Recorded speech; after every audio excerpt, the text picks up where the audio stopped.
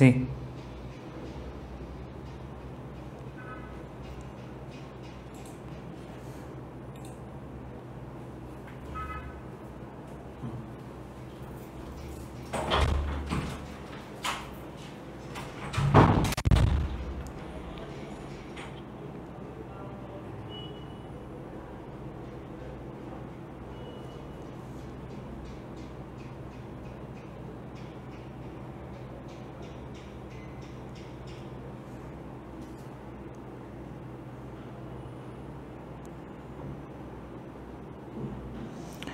কি খবর প্রিয় তারকা শিক্ষার্থীরা, বাংলা প্রথম পত্রের স্পেশাল ক্লাসে তোমাদের সবাইকে স্বাগতম জানাচ্ছি। তো ঘূর্ণিঝড় কি জানি নাম ভুলে গেছি, যাই হোক। সো যে ঘূর্ণিঝড়টা আসার কথা ছিল, সেই ঘূর্ণিঝড় আমাদেরকে হতাশ করলেও আশা করা যায় আজকের বাংলা ক্লাসটা তোমাদেরকে হতাশ করবে না।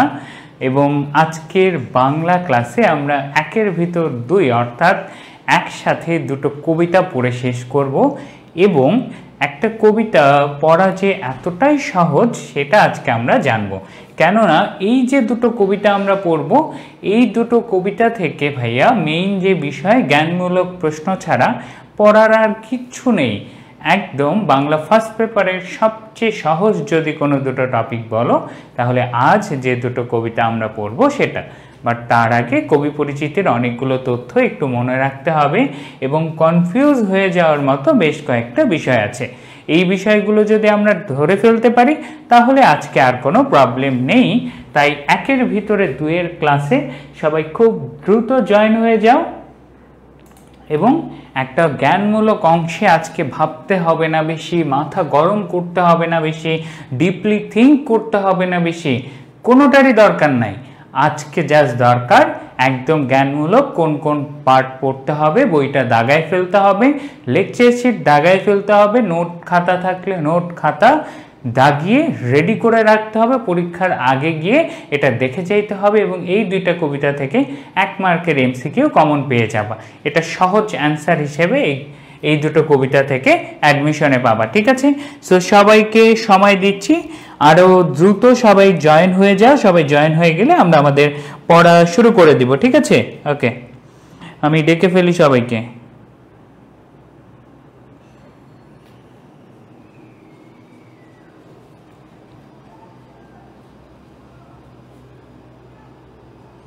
বি ইউনিট সি ইউনিট উভয়ের সবাই জয়েন হয়ে যাও ফার্স্ট। আমরা মূল পড়ায় ঝাঁপিয়ে পড়ব। তো ঘূর্ণিঝড়ের বর্তমান অবস্থা একটু দেখি, কি বলো তোমরা যারা অনেকেই ঘূর্ণিঝড়ে দেখো যে আপডেট দিচ্ছে। সো তোমাদেরকে শিখাই দিই, windy.com আছে ভাইয়া, গুগলে জাস্ট উইন্ডি লাইভ দিয়ে সার্চ দিবা, তাতেই পাবা windy.com। এই যে ওয়েবসাইটটা চলে আসবে, সেখানে ক্লিক করলেই তুমি তোমার লোকেশনটা যদি অন করা থাকে সেই লোকেশন অনুযায়ী তুমি হচ্ছে তোমার এরিয়ার পুরো ঘূর্ণিঝড়ের আপডেট জানতে পারবে। তো কি বলবো, আমাদের বাংলাদেশে আল্লাহ তাআলার এত বড় একটা রহমত আছে যে আমাদের বায়ুর চাপের কারণে তোমার একদম কর্নারের জেলা, একদম অর্থাৎ সেটা কোন দিকে যাবে, অর্থাৎ ঠিক দক্ষিণে চট্টগ্রামের বিপরীত পাশে যে জেলাগুলো আছে না, সেই জেলাগুলো দিয়ে আমাদের একটা কাজ হয়। সেই কাজটা কি? সেই কাজটা হচ্ছে সেই জেলাগুলো দিয়েই মেইনলি ঘূর্ণিঝড়গুলো বাংলাদেশে প্রবেশ করার কথা, কিন্তু সেই জায়গায় বাতাসের গতি থাকার কারণে মোস্ট অফ দ্য টাইম এই ঘূর্ণিঝড়গুলো বাংলাদেশে প্রবেশ করে না বা ঘূর্ণিঝড়গুলো নিজেদের শক্তি হারায় ফেলে। দেখো এখন ম্যাপে এটা এই ঘূর্ণিঝড়ের গতিপথ কিন্তু বাংলাদেশের দিকেই ছিল, তোমার খুলনা বিভাগের দিকে ছিল। এটাকে আরও একটা কারণ বলা হয় আমাদের ম্যানগ্রোভ ফরেস্ট বা সুন্দরবন, তার গঠনের কারণে আমরা বাংলাদেশ ঘূর্ণিঝড়ের হাত থেকে বেঁচে যাই। এটার এখন ঘূর্ণিঝড়ের কেন্দ্রটা আছে তোমার কোথায়? এখন ঘূর্ণিঝড়ের কেন্দ্রটা হচ্ছে আনন্দপুরের ওখানে, সেখানে। এবং তোমাদের এই ঘূর্ণিঝড়ের ভয়ে আজকের পরীক্ষাটা ক্যান্সেল করা হইল, কিন্তু দিন শেষে এই ঘূর্ণিঝড়টা আসলোই না। তো একটা জানার বিষয় ছিল, বাংলাদেশের রক্ষা কবচ বলা হয় কাকে? এই প্রশ্নের তোমাদের একটু জিকে পড়ায় দিচ্ছি, সেটা বলতে পারবে সুন্দরবনকে। সুন্দরবনের কারণে অনেক ঘূর্ণিঝড় তাদের গতিপথ চেঞ্জ করে, বা ঘূর্ণিঝড় আঘাত হানলেও সেটা লোকালয়ের উপর তেমন প্রভাবটা পাওয়া যায় না। ঠিক আছে, ওকে। এবং বরাবরই আমি দেখি ঘূর্ণিঝড়গুলোর গতিপথ এবং যারা করে, এটা আল্লাহ তাআলার রহমত বা সৃষ্টিকর্তার রহমত বলতে পারবা। বাংলাদেশে ঘূর্ণিঝড় হয়েছে, বড় বড় ঘূর্ণিঝড় এসেছে, কিন্তু গতিপথ চেঞ্জ হয়ে ভারতের দিকেই, বলতে গেলে 80% টাইম ভারতের দিকে চলে যায় এবং আমরা এর প্রভাবটা লক্ষ্য করতে পারি না। ঠিক আছে, ওকে। গল্প হয়ে গেল, সবাইকে ক্লাসে জয়েন করার টাইমও দিয়ে দিলাম। এখন আমরা পড়া শুরু করব।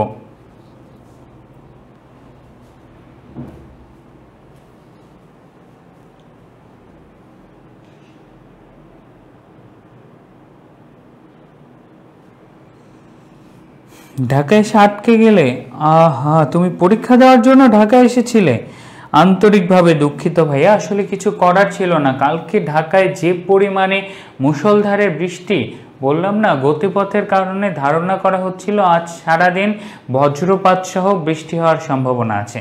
এখন পরীক্ষা যদি দিতে তোমরা আসতেই না পারো, তাহলে আমরা কি করব বলো? আমাদের সব কিছু রেডি, ইভেন আমার আজকে ইভেন্টে থাকার কথা, আমার পরীক্ষা তোমাদের সবাইকে জানাইছি আমি, বাট তারপরেও আজ তোমাদের সেজন্য ভাবলাম যেহেতু ইভেন্টটা হলো না, অ্যাটলিস্ট ক্লাস একটা নিয়ে নেই, তাহলে তোমাদের সাথে পড়ার বিষয়টা আগিয়ে থাকবে। ঠিক আছে, ওকে ওকে, ঠিক আছে। সো চলো আমরা এখন সেই প্রতিদানেই যাব। আল্লাহ তাআলা আমাদের নেক আমল বা বাঙালির নীতির কারণে আমাদেরকে যে প্রতিদান দেন, ঠিক সেরকমই একটা প্রতিদানের আলোচনা আমরা পড়ব জসিম উদ্দিনের।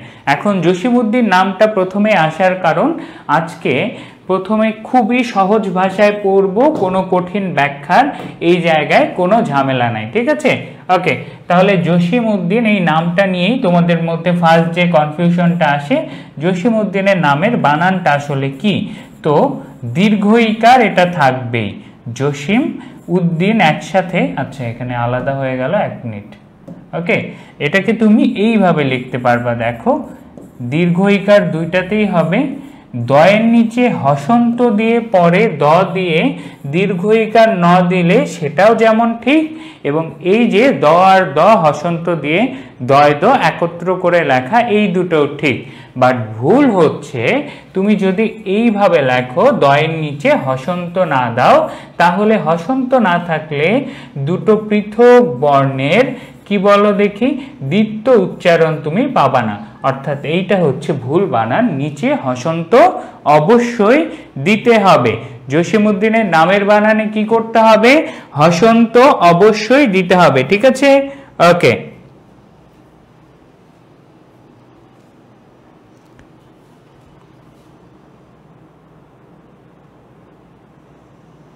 অতিরিক্ত ক্লাস, ফ্রি ক্লাস না, এক্সট্রা ক্লাস বলতে পারো, স্পেশাল ক্লাস। এটা ফ্রি, বাইরের পেজে হচ্ছে না ভাইয়া, এটা তোমাদেরই জন্য শুধু। ওকে, ঠিক আছে। তারপরে আসো, তারপরে আমরা পাবো হচ্ছে জন্ম তারিখ 1903 সালের 1 জানুয়ারি। যারা ক্লাস করো বা ওয়েবসাইটেও ক্লাস করো, ক্লাস করা অবস্থায় আমার কথাগুলো যারা শুনবে তাদের উদ্দেশ্যে বলছি ভাইয়া, অবশ্যই ফেসবুক পেজটাতে একটু লক্ষ্য রাখবে। আমরা কোনো আপডেট দিলে সারাদিনে রাতে ঘুমাতে যাওয়ার আগে একবার আপডেট দেখে নিবা, আপডেটেড থাকবা তোমাদের জন্য নতুন কিছু থাকলে। ঠিক আছে, ওকে। তো চলো আমরা এখন চলে যাই জসিম উদ্দিনের জন্ম পরিচয়। তার জন্ম সাল হচ্ছে 1903 সালের 1 জানুয়ারি, হ্যাপি নিউ ইয়ারে, এবং কি মৃত্যুবরণ করেন 13 মার্চ 1976 সালে। ফরিদপুর জেলায় জন্মগ্রহণ করেন। এসবের আমাদের দরকার নাই, মাতা পিতার নামেরও তেমন একটা দরকার নাই। আমরা নেক্সটে চলে যাই। তিনি আইএ ও বিএ পাশ করেন। গত দিনে আমরা ঢাকা বিশ্ববিদ্যালয়ে পড়া একজন শিক্ষার্থীকে পেয়েছি। মাথায় রাখবা, কবি পরিচিতিতে আমাদের ঢাবির জন্য যে সাহিত্যিককেই পাবো তাকেই আমাদেরকে ধরতে হবে। বলো, আমার বিগত ক্লাসগুলোর মধ্যে এক ক্লাসে আমরা ঢাকা বিশ্ববিদ্যালয়ে পড়া একজন কবির নাম পেয়েছি। সেই কবির নাম কি? ঝটপট উত্তর করতে হবে। ঢাকা বিশ্ববিদ্যালয়ের একজন স্টুডেন্টকে পেয়েছি, তিনি কে? উত্তর করো দেখি।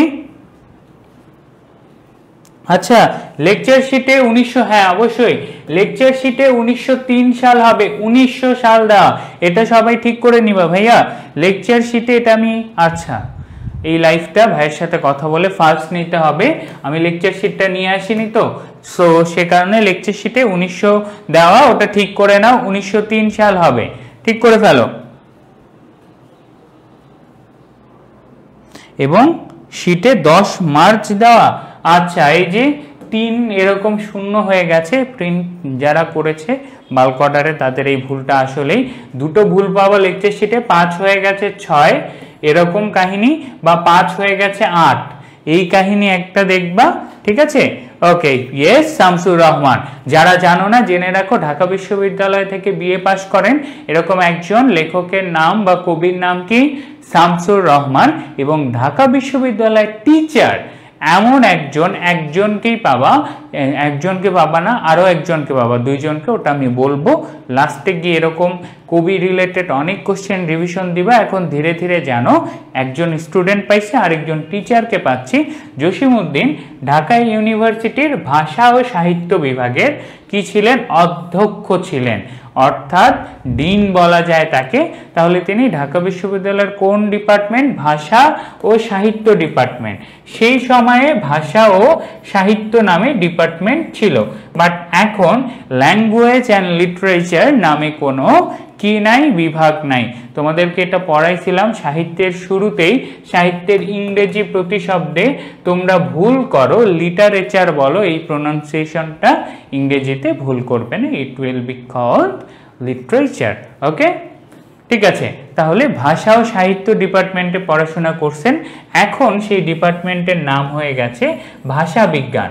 এখন সেই ডিপার্টমেন্টের নাম কি? ভাষা বিজ্ঞান বা লিঙ্গুইস্টিক্স, ঠিক আছে। এটাও জেনে রাখো, ঢাবিতে এই ভাষা বিজ্ঞান ডিপার্টমেন্টের গুরুত্ব অনেক।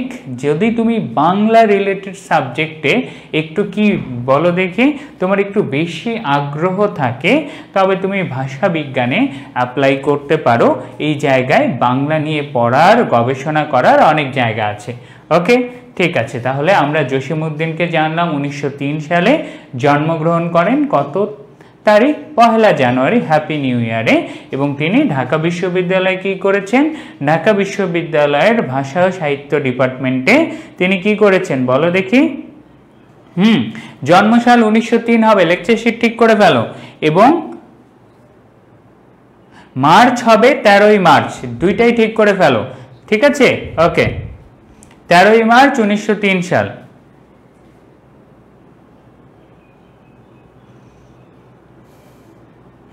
আবু জাফর ওবায়দুল্লাহ, ইয়েস, তিনিও ছিলেন, ঢাবির ছাত্র ছিলেন, তার কথাও আসবে। এবং লাস্টে আমরা এতগুলো যে পড়ছি, একবার এই সব কবিদেরকে নিয়ে আবার আলোচনা করব, সমস্যা নেই। আমাদের কবি পরিচিতি এবং উৎসের একটা স্পেশাল ক্লাস হবে তোমাদের একটা একটা করে, যেখানে এই যে কবি পরিচিতি নিয়ে এত কিছু জানলাম সবগুলো তোমাদের যাচাই হবে।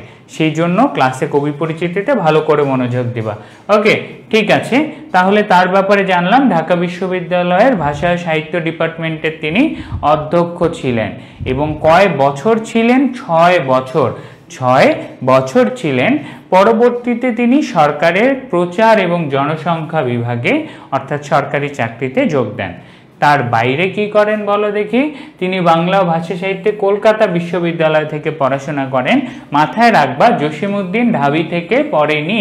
আবারও বলছি, জসিমউদ্দিন ঢাকা ইউনিভার্সিটির টিচার ছিলেন, বা ঢাকা ইউনিভার্সিটি থেকে পড়েননি, তিনি কলকাতা বিশ্ববিদ্যালয় থেকে পড়াশোনা করেছেন। এবং তারপরে সবচেয়ে গুরুত্বপূর্ণ কোশ্চেন তাকে নিয়ে অ্যাডমিশনে, কি সেটা?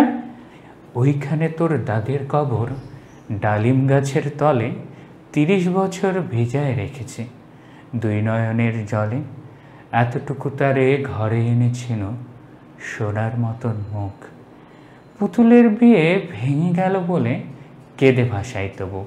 এই যে লাইনটা একদম হার্ট টাচিং, যখন আবৃত্তিতে চলে যাও কান্না আসার মতন যে কবিতার আবৃত্তি, সেই কবিতাটা কবর কবিতা। এবং এই যে কবর কবিতাটা আছে, এই কবিতাটা তিনি বলেন দেখি কলেজে যখন অধ্যয়ন করছিল তখন লেখেন, এবং তিনি যখন ছাত্র ছিলেন সেই অবস্থাতে এটা মাধ্যমিক অর্থাৎ 6 to 10 ক্লাসের কি বলো দেখি মাধ্যমিকের পাঠ্য বইয়ে অন্তর্ভুক্ত করা হয়। ঠিক আছে, এটা সবাই নোট ডাউন করে ফেলো। তাহলে তিনি কখন কবর কবিতাটা রচনা করেন? কলেজে থাকা অবস্থায়, এবং তিনি ছাত্র অর্থাৎ ছাত্র ছিলেন, বিএ পড়তেছেন, এরকম সময়ে এটা মাধ্যমিকের পাঠ্য বইয়ের মধ্যে অন্তর্ভুক্ত করে দেওয়া হয়। কবিতাটা এতটাই পপুলার হয়। ঠিক আছে, জসিমউদ্দিনকে নিয়ে তাহলে যা যা জানার আমরা জেনে গেলাম। তারপরে তার উপন্যাসের নামে যাই। তার উপন্যাস মাত্র একটা, এটা সবাই মনে রাখতে পারবা একটা, সেটা কি? বোবা কাহিনী। ডালিম কুমার বাংলা সাহিত্যে শিশুতোষ রচনার মধ্যে অন্যতম পপুলার, এটাও মনে রাখতে হবে। এবং তারপরে কি? বেদের মেয়ে জ্যোৎস্নায় আমায় কথা দিয়েছে, এটা শুনছো না? তো এই যে নাটকের আলোচ্য থেকে এই সুন্দর পপুলার গানটা আসে, সেই জায়গা থেকে কি বলো দেখি বেদের মেয়ে এই নাটকটা আসে। এই নাটক ওই যে তোমরা যে গান শোনো না, সেই নাটক থেকে ইন্সপিরেশন নেওয়া।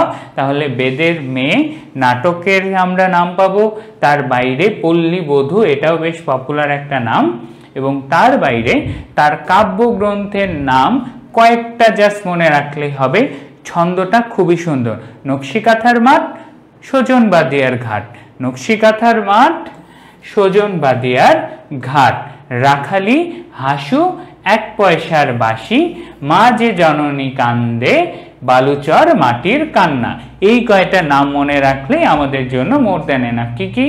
নকশিকাঁথার মাঠ, সজন বাদিয়ার ঘাট, হাসু, রাখালি হাসু, এক পয়সার বাঁশি, মা যে জননী কান্দে, বালুচর এবং মাটির কান্না। এবং তোমাদেরকে ছন্দ বানানো শিখিয়ে দিয়েছি, এই কারণে আমার ছন্দগুলো তোমাদেরকে দেই না, যেন নিজেরা বানাও একটু। যখন তোমাদেরকে এই ছন্দ আমি কেন বানাতে বলি, এখন তোমরা যখন পড়ো, আমি যখন একটা ছন্দ বানাই, এই নামগুলো আমি চোখ বন্ধ করে নামতার মতন বলা খুবই সহজ আমার কাছে। কেন? কারণ এই যে যখন আমি একটা ছন্দ বানাইতে আগে ধরো বসাই মাটির কান্না, তারপরে আবার হাসু বসায় ফেলি, আবার রাখালি বসায় ফেলি, এই যে একটার পর একটা কি বলো দেখি, একটার পর একটা এই যে বসাই না, আর তোমাদের খালি পড়ার মাঝে পড়ার বাইরে কথা দিয়ে ভর্তি। এত ডিস্ট্রাক্ট করিও না ভাইয়া, পড়তেছো, পড়ায় মনোযোগ দাও। ওকে, তো যে জায়গায় ছিলাম, একটার পর একটা যখন আমি বসাই, যেমন ছন্দ সুর মিলতেছে না, মাটির কান্নার পরে হাসু বসাই, নামগুলো বারবার পড়তে পড়তে নামগুলো এতটাই ঝাঁঝরা মুখস্থ হয়ে যাবে যে কথা বলতে বলতে তোমার ছন্দের সাথে তুমি রিলেট করতে চাবা। ঠিক আছে, এই যে এখনো যেমন কি বলো দেখি, এখনো ধরো বলাকা সিনেমা হল নাম বললে পুনশ্চ বলাকায় খাপছাড়া মহুয়ার কল্পনা না দেখে আমার মনে পড়ে যায়। সেম ভাবে বাংলা সাহিত্য খুবই কঠিন তোমাদের লাগে, বা যাদের লাগে না বাট লাগবে, যখন অ্যাডমিশন এক্সামে যাবা, 1000টা জিকে পড়তে হবে, 1000টা বাংলা সেকেন্ড পেপার পড়তে হবে, 1000টা ইংলিশের টপিক পড়তে হবে, তখন এই যে বিষয়গুলো মুখস্থ করছো এগুলো সব ভুলে যাবা এবং একটা দুইটা করে মার্ক ফেলে আসবা। যেখানে বাংলা ফার্স্ট পেপারে এমন একটা জায়গা 100% মার্ক তোলা অ্যাডমিশনে পসিবল, তুলতে পেরেছে, তোমরাও তুলতে পারবা। সেই জন্য ছন্দ বানানোর জায়গাটা অবশ্যই মাথায় রাখবে। অ্যাটলিস্ট সাহিত্যগুলোর দিকে অনেক নাম নিজে নিজে বানাবা, নিজে নিজে একটু ভাববা, মুখস্থও হয়ে যাবে, মনে রাখার উপায়ও সহজ হয়ে যাবে। ওকে, ঠিক আছে।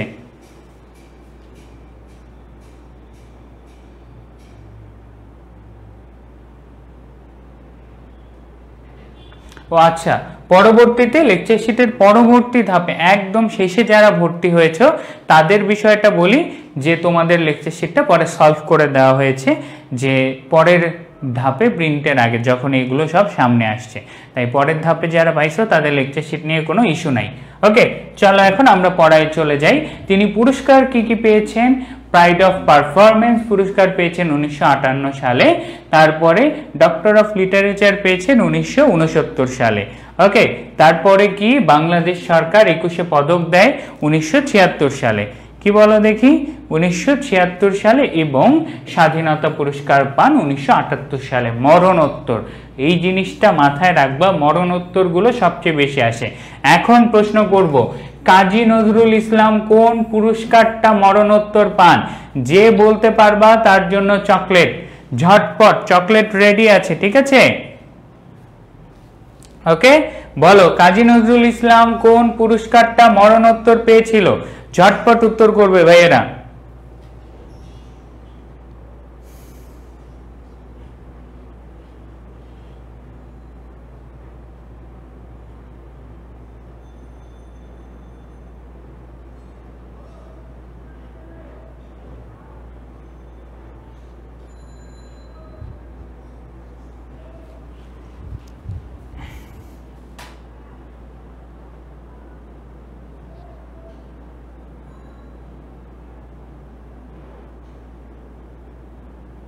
একুশে পদক নাকি স্বাধীনতা পদক?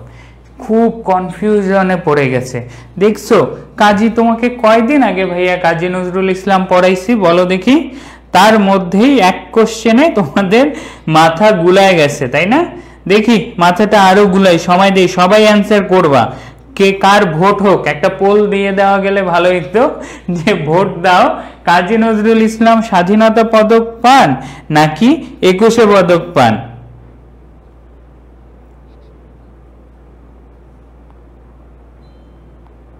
এই জিনিসটাই তোমাদেরকে আমি বারবার বলি ভাইয়া, তোমরা অনেক ভালো পড়ো, তোমরা অনেক ভালো পড়াশোনা করো, কিন্তু এই পড়াশোনায় ঘাটতি থেকে যায় একটা জায়গাতে।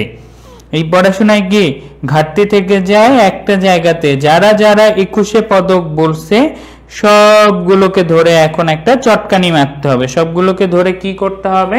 একটা চটকানি মারতে হবে ভাইয়া। তিনি মরণোত্তর স্বাধীনতা পুরস্কারে যেমন ভূষিত হন কে বলো দেখি? আমাদের জসিমউদ্দিন। সেম ওয়েতে মরণোত্তর স্বাধীনতা পুরস্কারে ভূষিত হন আমাদের কাজী নজরুল ইসলাম। এই জিনিসটা ক্লিয়ার করে নাও, আর কোনো কনফিউশন রাখিও না, ঠিক আছে? ওকে, কাজী নজরুল ইসলাম মরণোত্তর স্বাধীনতা। আজ পড়ো নাই বলে এখন সবাই কাটতেছে, যার ভুল বলছে, তাই না? এখন সবাই স্বাধীনতা পদক অ্যান্সার করবে। এইটাই বিষয় ভাইয়া। বাংলা সাহিত্য আমি খুব সুন্দরভাবে যা যা প্রশ্নে আসবে সব পড়াই দিব। তোমরাই যখন অ্যাডমিশনে যাবা জাস্ট সার্চ দিবা কমন, গ্রুপটাতে কমন লিখে সার্চ দিলে আমার নাম দিয়ে পোস্ট ভর্তি হয়ে আছে গত বছরে। বাট তারপরে বলে ভাইয়া 100% কমন পাইছি 27টা হয়েছে, ভাইয়া 100% কমন পাইছি 26টা হয়েছে। এই গাধা, তুই যদি আসলেই কমন পাইস তোর বাকি 4টা ভুল গেল কিসের জন্য? তুই কমন পাও যদি তুমি অ্যান্সার করতে না পারো তাহলে আমার কিছু করার আছে বলো? এই জিনিসটাই মাথায় রাখো, বাংলাকে আরেকটু গুরুত্ব দাও, আরেকটু সময় দাও। ওকে, ঠিক আছে, চলো এখন আমরা তাহলে জানলাম একুশে পদক পেয়েছেন 1976 সালে এবং স্বাধীনতা পুরস্কার পান মরণোত্তর 1978 সালে। তারপরে জসিমউদ্দিনের ছোট বড় নানান ধরনের রচনার সংখ্যা আমরা পাবো মোট 28টি। তার প্রথম কাব্যগ্রন্থের নাম রাখালি এবং শ্রেষ্ঠ কাব্যগ্রন্থের নাম হচ্ছে নকশিকাঁথার মাঠ। প্রথম কাব্যগ্রন্থের নাম কি? রাখালি। শ্রেষ্ঠ কাব্যগ্রন্থ এই নকশিকাঁথার মাঠ কাব্যগ্রন্থটা খুবই বেশি পপুলার। কেন বেশি পপুলার? কারণ হচ্ছে এই কাব্যগ্রন্থটাকে বিদেশি ভাষায়ও কি করা হয়? অনুবাদ করা হয়। এইবারে আমার প্রশ্নের উত্তর করো, রাখালি নয় নকশিকাঁথার মাঠ কাব্যগ্রন্থটা ইংরেজিতে কে অনুবাদ করে? দেখি কে কে পারো। নকশিকাঁথার মাঠ কাব্যগ্রন্থটা ইংরেজিতে কে অনুবাদ করে? উত্তর করো দেখি, ঝটপট উত্তর করবা, ঠিক আছে?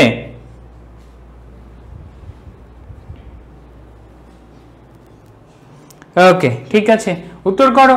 নকশিকাঁথার মাঠ কাব্যগ্রন্থটা ইংরেজিতে কে অনুবাদ করে? আচ্ছা, আমরা একটা কি করি, আমরা একটা পেইন্টে চলে যাই, আমরা একটু আঁকিবুকি করি, ঠিক আছে? আঁকিবুকি শুরু করে দিব এখন। সেটা হচ্ছে কয়েকটা নাম বলবো। কি? গীতাঞ্জলির। দেখি কে কত পড়ছো আজকে, আমরা সেটাই যাচাই করব। স্পেশাল ক্লাস না, পড়বো আমরা স্পেশাল ভাবে। গীতাঞ্জলি ক্লাসটা আজকে লেন্দি হবে, 2 ঘন্টা লেগে যেতে পারে ক্লাসে। ওকে, গীতাঞ্জলিরও ইংরেজি অনুবাদ কে করে? লাল সালুর ইংরেজি অনুবাদ কে করে? এবং লাস্টে হচ্ছে আমাদেরকে জসীমউদ্দিনের যেটা পড়ব, নকশি কাঁথার মাঠের ইংরেজি অনুবাদ কে করে। এক কমেন্টে 3টা উত্তর দিবা, নকশি কাঁথার মাঠের ইংরেজি অনুবাদ কে করে।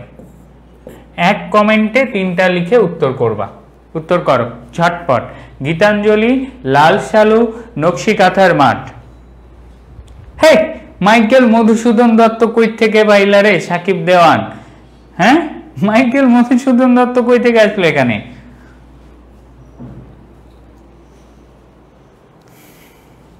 গীতাঞ্জলি ইংরেজি অনুবাদ, মিলফোর্ডস। এই যে কি বললাম, কমেন্টে ধীরে সুস্থে লেখো। গীতাঞ্জলি লিখে পাশে কে লিখছে, লাল সালুর ইংরেজি অনুবাদ কে করছে, তারপরে হচ্ছে কি, তারপরে হচ্ছে নকশি কাঁথার মাঠের ইংরেজি অনুবাদ কে করছে।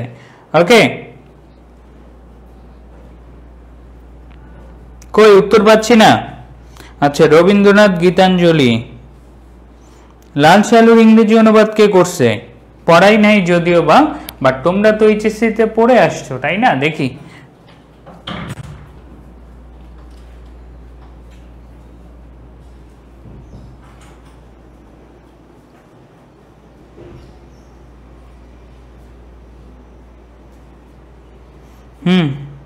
কিরে, লাল সালুকে উত্তর করে না? লাল সালু কি সবাই ভুলে গেছো নাকি?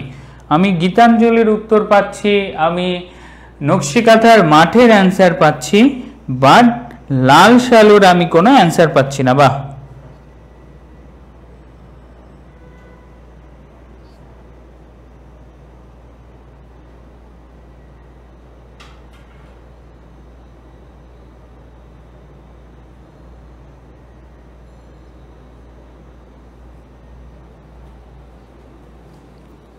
ঠিক আছে আমি করে দেই।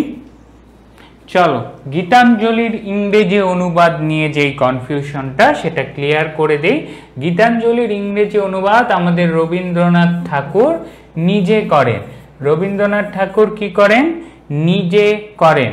এটা যখন গেল, তারপরে কি হয়? তারপরে হয় হচ্ছে এই যে গীতাঞ্জলি নিয়ে কনফিউজ হয় একজনকে নিয়ে, তার নাম হচ্ছে W.B. ইয়েটস। তিনি হচ্ছে এই যে গীতাঞ্জলি কাব্যগ্রন্থ আছে এটার ভূমিকাটা লিখে দেন এবং কবিতাটা দ্বারা আসলে কি বোঝাইছে সেটার ভাবানুবাদ করে দেন ইংরেজিতে। ওকে, তাহলে গেল, ভাবানুবাদ কে করেন বা ভূমিকা কে লেখেন সেটা হচ্ছে W.B. ইয়েটস, এবং গীতাঞ্জলির ইংরেজি অনুবাদ কে করেন? রবীন্দ্রনাথ। আর কখনো ভুল হবে না। নকশি কাঁথার মাঠে জসীমউদ্দিন নিজে ইংরেজিতে অনুবাদ করেননি, বরং E.M. মিলফোর্ড, কে E.M. মিলফোর্ড, তিনি নিজেই এটাকে অনুবাদ করেন। ক্লিয়ার? তাহলে E.M. মিলফোর্ডও গেল। তারপরে আসে লাল সালু। লাল সালু লেখেন কে? সৈয়দ ওয়ালিউল্লাহ, এবং তিনি নিজেই কি করেন? নিজেই লাল সালুকে ইংরেজিতে অনুবাদ করেন। লাল সালুকে আরো অনেক ভাষায় অনুবাদ করা হয়। তার ফরাসি ভাষা বা ফ্রেঞ্চ ভাষায় তার বউকে এই মারে দিব, তার বউয়ের নাম হচ্ছে এই এদিকে মারে দিব, মানে হচ্ছে অ্যান মারি দিব। তার বউয়ের নামটা হচ্ছে অ্যান মারি দিব। ঠিক আছে, এইভাবে মনে রাখবা, তার বউয়ের নাম অ্যান মারি দিব।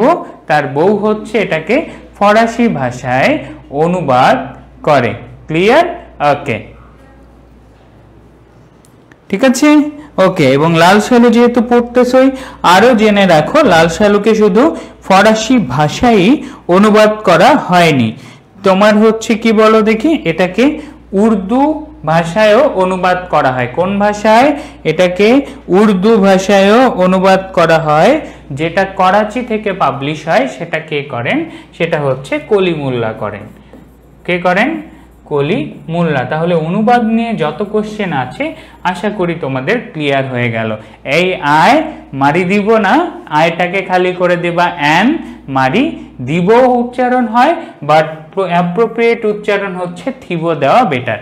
অ্যান মারি থিবো দিব অপশনে দুটো কখনোই একসাথে থাকবে না।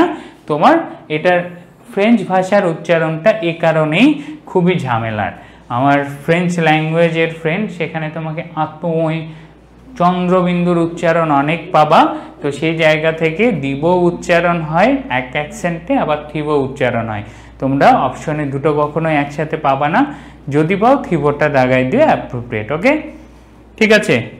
দিব হবে না এটা বলতে পারবা না ভাইয়া, দিব তুমি ডিরেক্ট কিসের বলো দেখি? একটা অনুবাদের বই আছে বাংলা একাডেমির, সেখানে তার নাম লেখা দিব, তাহলে সেটা বলার জায়গা নাই।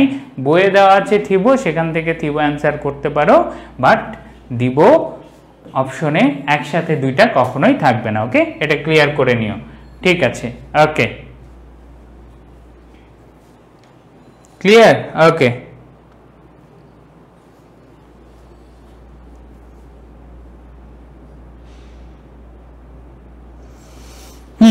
ঝটপট হয়ে গেছে। অ্যান মারি থিব, আয় মারি থিব। ওকে, ঠিক আছে। তাহলে আমাদের এই পর্যন্ত গেল আলোচনা। আমরা এখন ঝটপট করে আমাদের পড়ায় ব্যাক চলে যাই। পরে আমরা ব্যাক চলে আসলাম, আসে আমরা জানলাম যে অনুবাদ নিয়ে যত ঝামেলা। এখন বলো দেখি, লাল সালুর উর্দু অনুবাদ করে কে? কলিমুল্লাহ। তারপরে সৈয়দ ওয়ালিউল্লাহ নিজে করে ইংরেজি অনুবাদ, ফরাসি নট ফার্সি।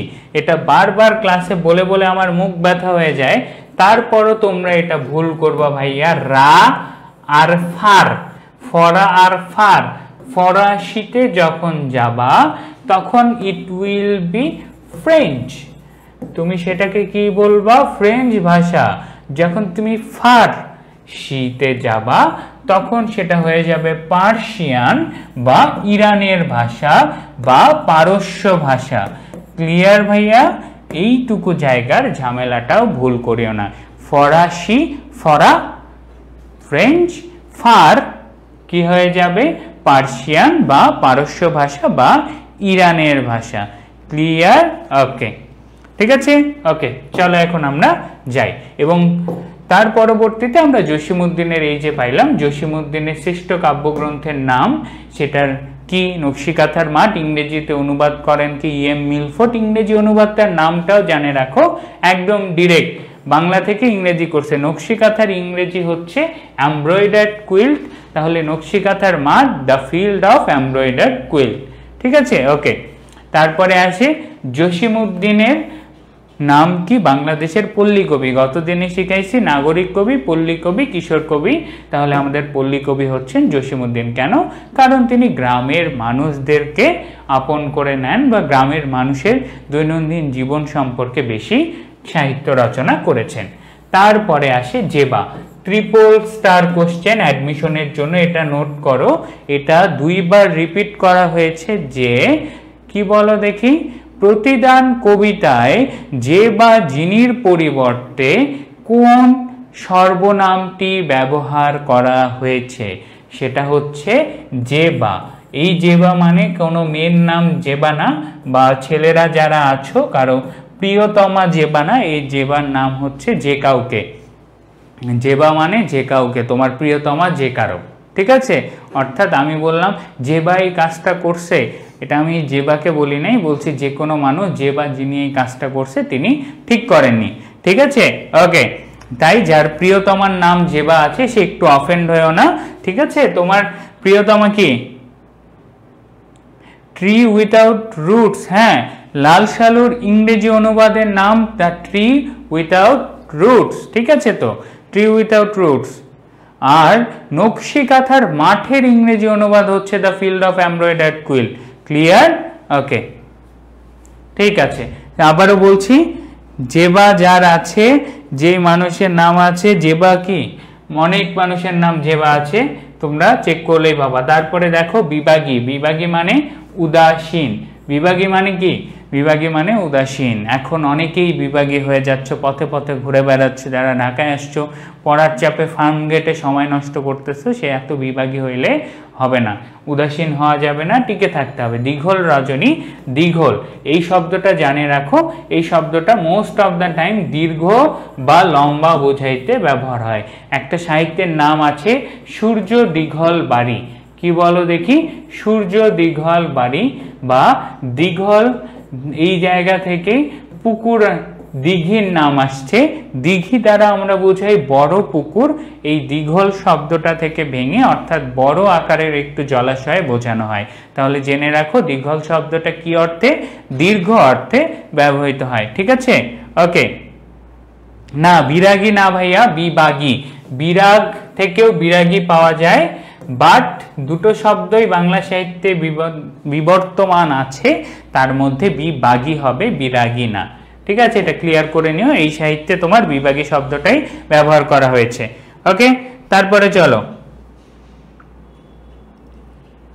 এই নজরুলের ছদ্মনাম যে বলছে দুখু মিয়া, তাকে ধরে একটা চটকানি খাবা। এই তোরা ক্লাস করিস না আমার নজরুলের? কি বলছি, ছদ্মনাম যখন সাহিত্যে ইউজ করবে, আমি সাহিত্যিক, আমার ইচ্ছা নাই, আমি বলবো আমি জসিমউদ্দিন, তোমার কিছু করার আছে? নাই। আমি যদি সাহিত্যে কোনো নাম ইউজ করি, আমার ছদ্মনাম থাকবে, না থাকলে নাই। জসিমউদ্দিন ইউজ করে নাই, তো ছদ্মনাম নাই, সিম্পল। রবীন্দ্রনাথ ঠাকুরের ছদ্মনাম ধূমকেতু, যে আরেকবার দুখু মিয়া বলবি মাথাটা 3 বার পানি নিজে চুবাই নিবা। ঠিক আছে, এই ধরনের সিলি ভুল আমার ক্লাস করে জীবনেও করতে যাবা না। ক্লিয়ার? মাথায় রাখো। তারপরে চলো, হরেছে মানে হরণ করেছে। হরেছে মানে কি? হরেছে মানে হরণ করেছে। মালঞ্চ জেনে রাখো, মালঞ্চ মানে বাগান। নিঠুরিয়া মানে কি? নিষ্ঠুর, ঠাই, আশ্রয়, নিরন্তর অবরাম। এগুলো তোমরা সব পারবো। আমি তার কাছে ঠাই পাই নাই, আমি তার কাছে আশ্রয় পাইনি বা জায়গা পাইনি। মালঞ্চটা গুরুত্বপূর্ণ আর জেবাটা গুরুত্বপূর্ণ। ঠিক আছে, ওকে। তারপরে চলো, প্রতিদান কবিতাটা কোথা থেকে নেওয়া? বালুচর। কোথা থেকে নেওয়া? বালুচর কাব্যগ্রন্থ থেকে নেওয়া। একদম বেসিক কোশ্চেন, প্রতিদান কবিতাটা জসিমউদ্দিনের কোথা থেকে নেওয়া? বালুচর কাব্যগ্রন্থ থেকে নেওয়া। তারপরে প্রতিদান কবিতায় পরের কল্যাণে আত্মস্বার্থ পরিত্যাগের কথা বলা হয়েছে। এই জায়গায় ভাইয়া মাথায় রাখবা, পরোপকারের চেয়ে এই অপশনটা সবচেয়ে বেশি গুরুত্বপূর্ণ। ভাইয়া, পরোপকার আর পরার্থপরতার মাঝে পার্থক্য আছে। কি পার্থক্য? সেটা হচ্ছে পরোপকারে তুমি অন্যের উপকার করবা, আর পরার্থপরতায় পরের জন্য তুমি নিজের স্বার্থকে বিসর্জন দিবা। অপশনে যদি এই অর্থ বোঝায় এমন কোনো অপশন থাকে, ভুলেও পরোপকার অ্যান্সার করতে যাবা না। পরোপকার পরের উপকার, তুমি অন্যের ভালো করবা, বাট এই কবিতা শুধু তোমাকে অন্যের ভালো করা বোঝায় না। আমার এই ঘর ভাঙিয়াছে যে বা, আমি বাঁধি তার ঘর। ভাই আমার বাড়ি ভাঙে দিছে, তোমরা না বিপ্লবী ছাত্র জনতা, তোমার বাড়ি ভাঙে গেছে, গতদিন আন্দোলনে যায় ওর বাড়ি ভাঙে দিবা? আইন কানুন তো নাই দেশে, তাই না?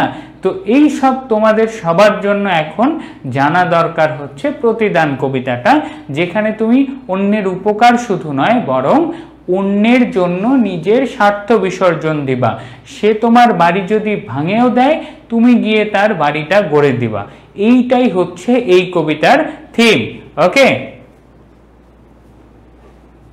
রবীন্দ্রনাথের তো ভানুসিংহ ভাইয়া, রবীন্দ্রনাথের ভানুসিংহ। রবীন্দ্রনাথের আমি আবার কি বলছি বুঝি নাই, আমি তো নজরুলের বলছি ধূমকেতু। ওকে, ঠিক আছে, তাহলে এই সিম্পল।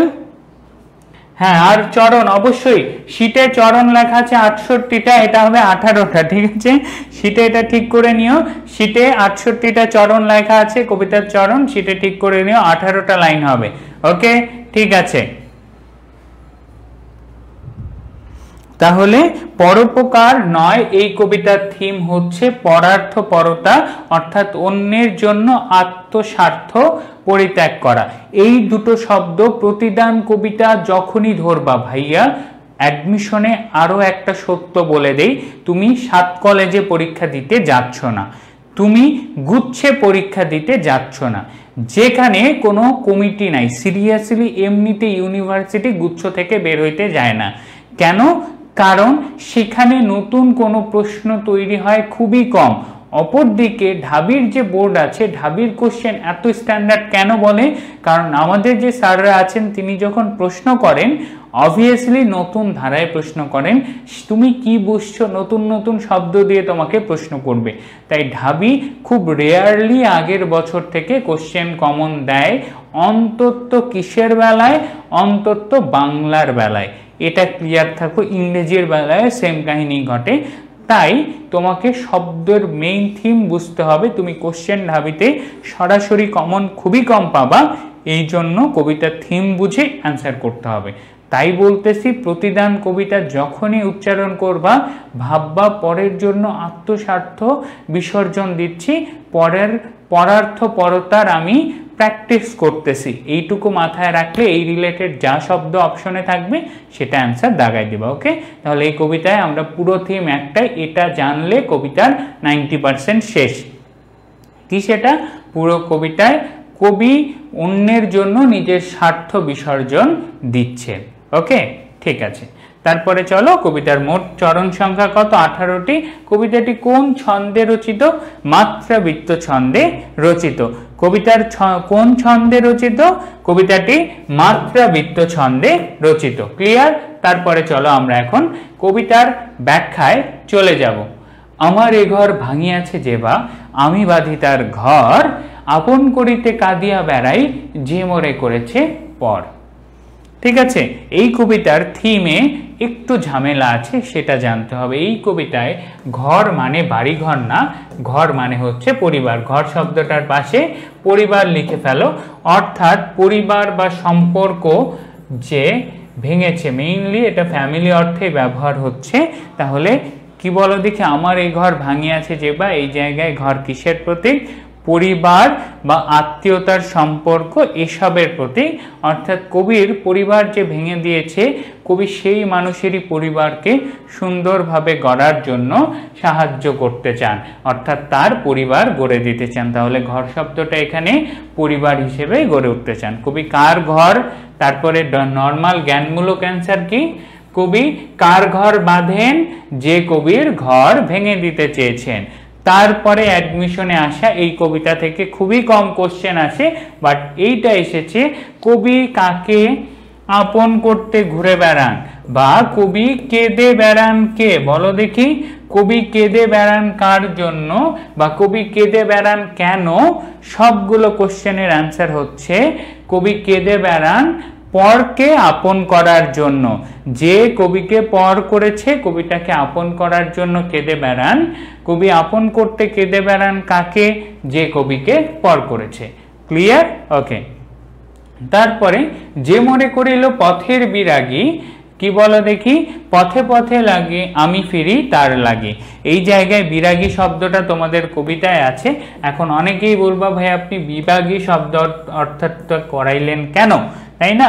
বিরাগী তো হবে ভাইয়া, বিভাগী হবে না। না ভাইয়া, বিভাগীটা তোমার ছন্দের উচ্চারণে আমরা যখন আবৃত্তি করি সেই জায়গায় যদি তোমার এই বিভাগী শব্দটা ব্যবহার হয়।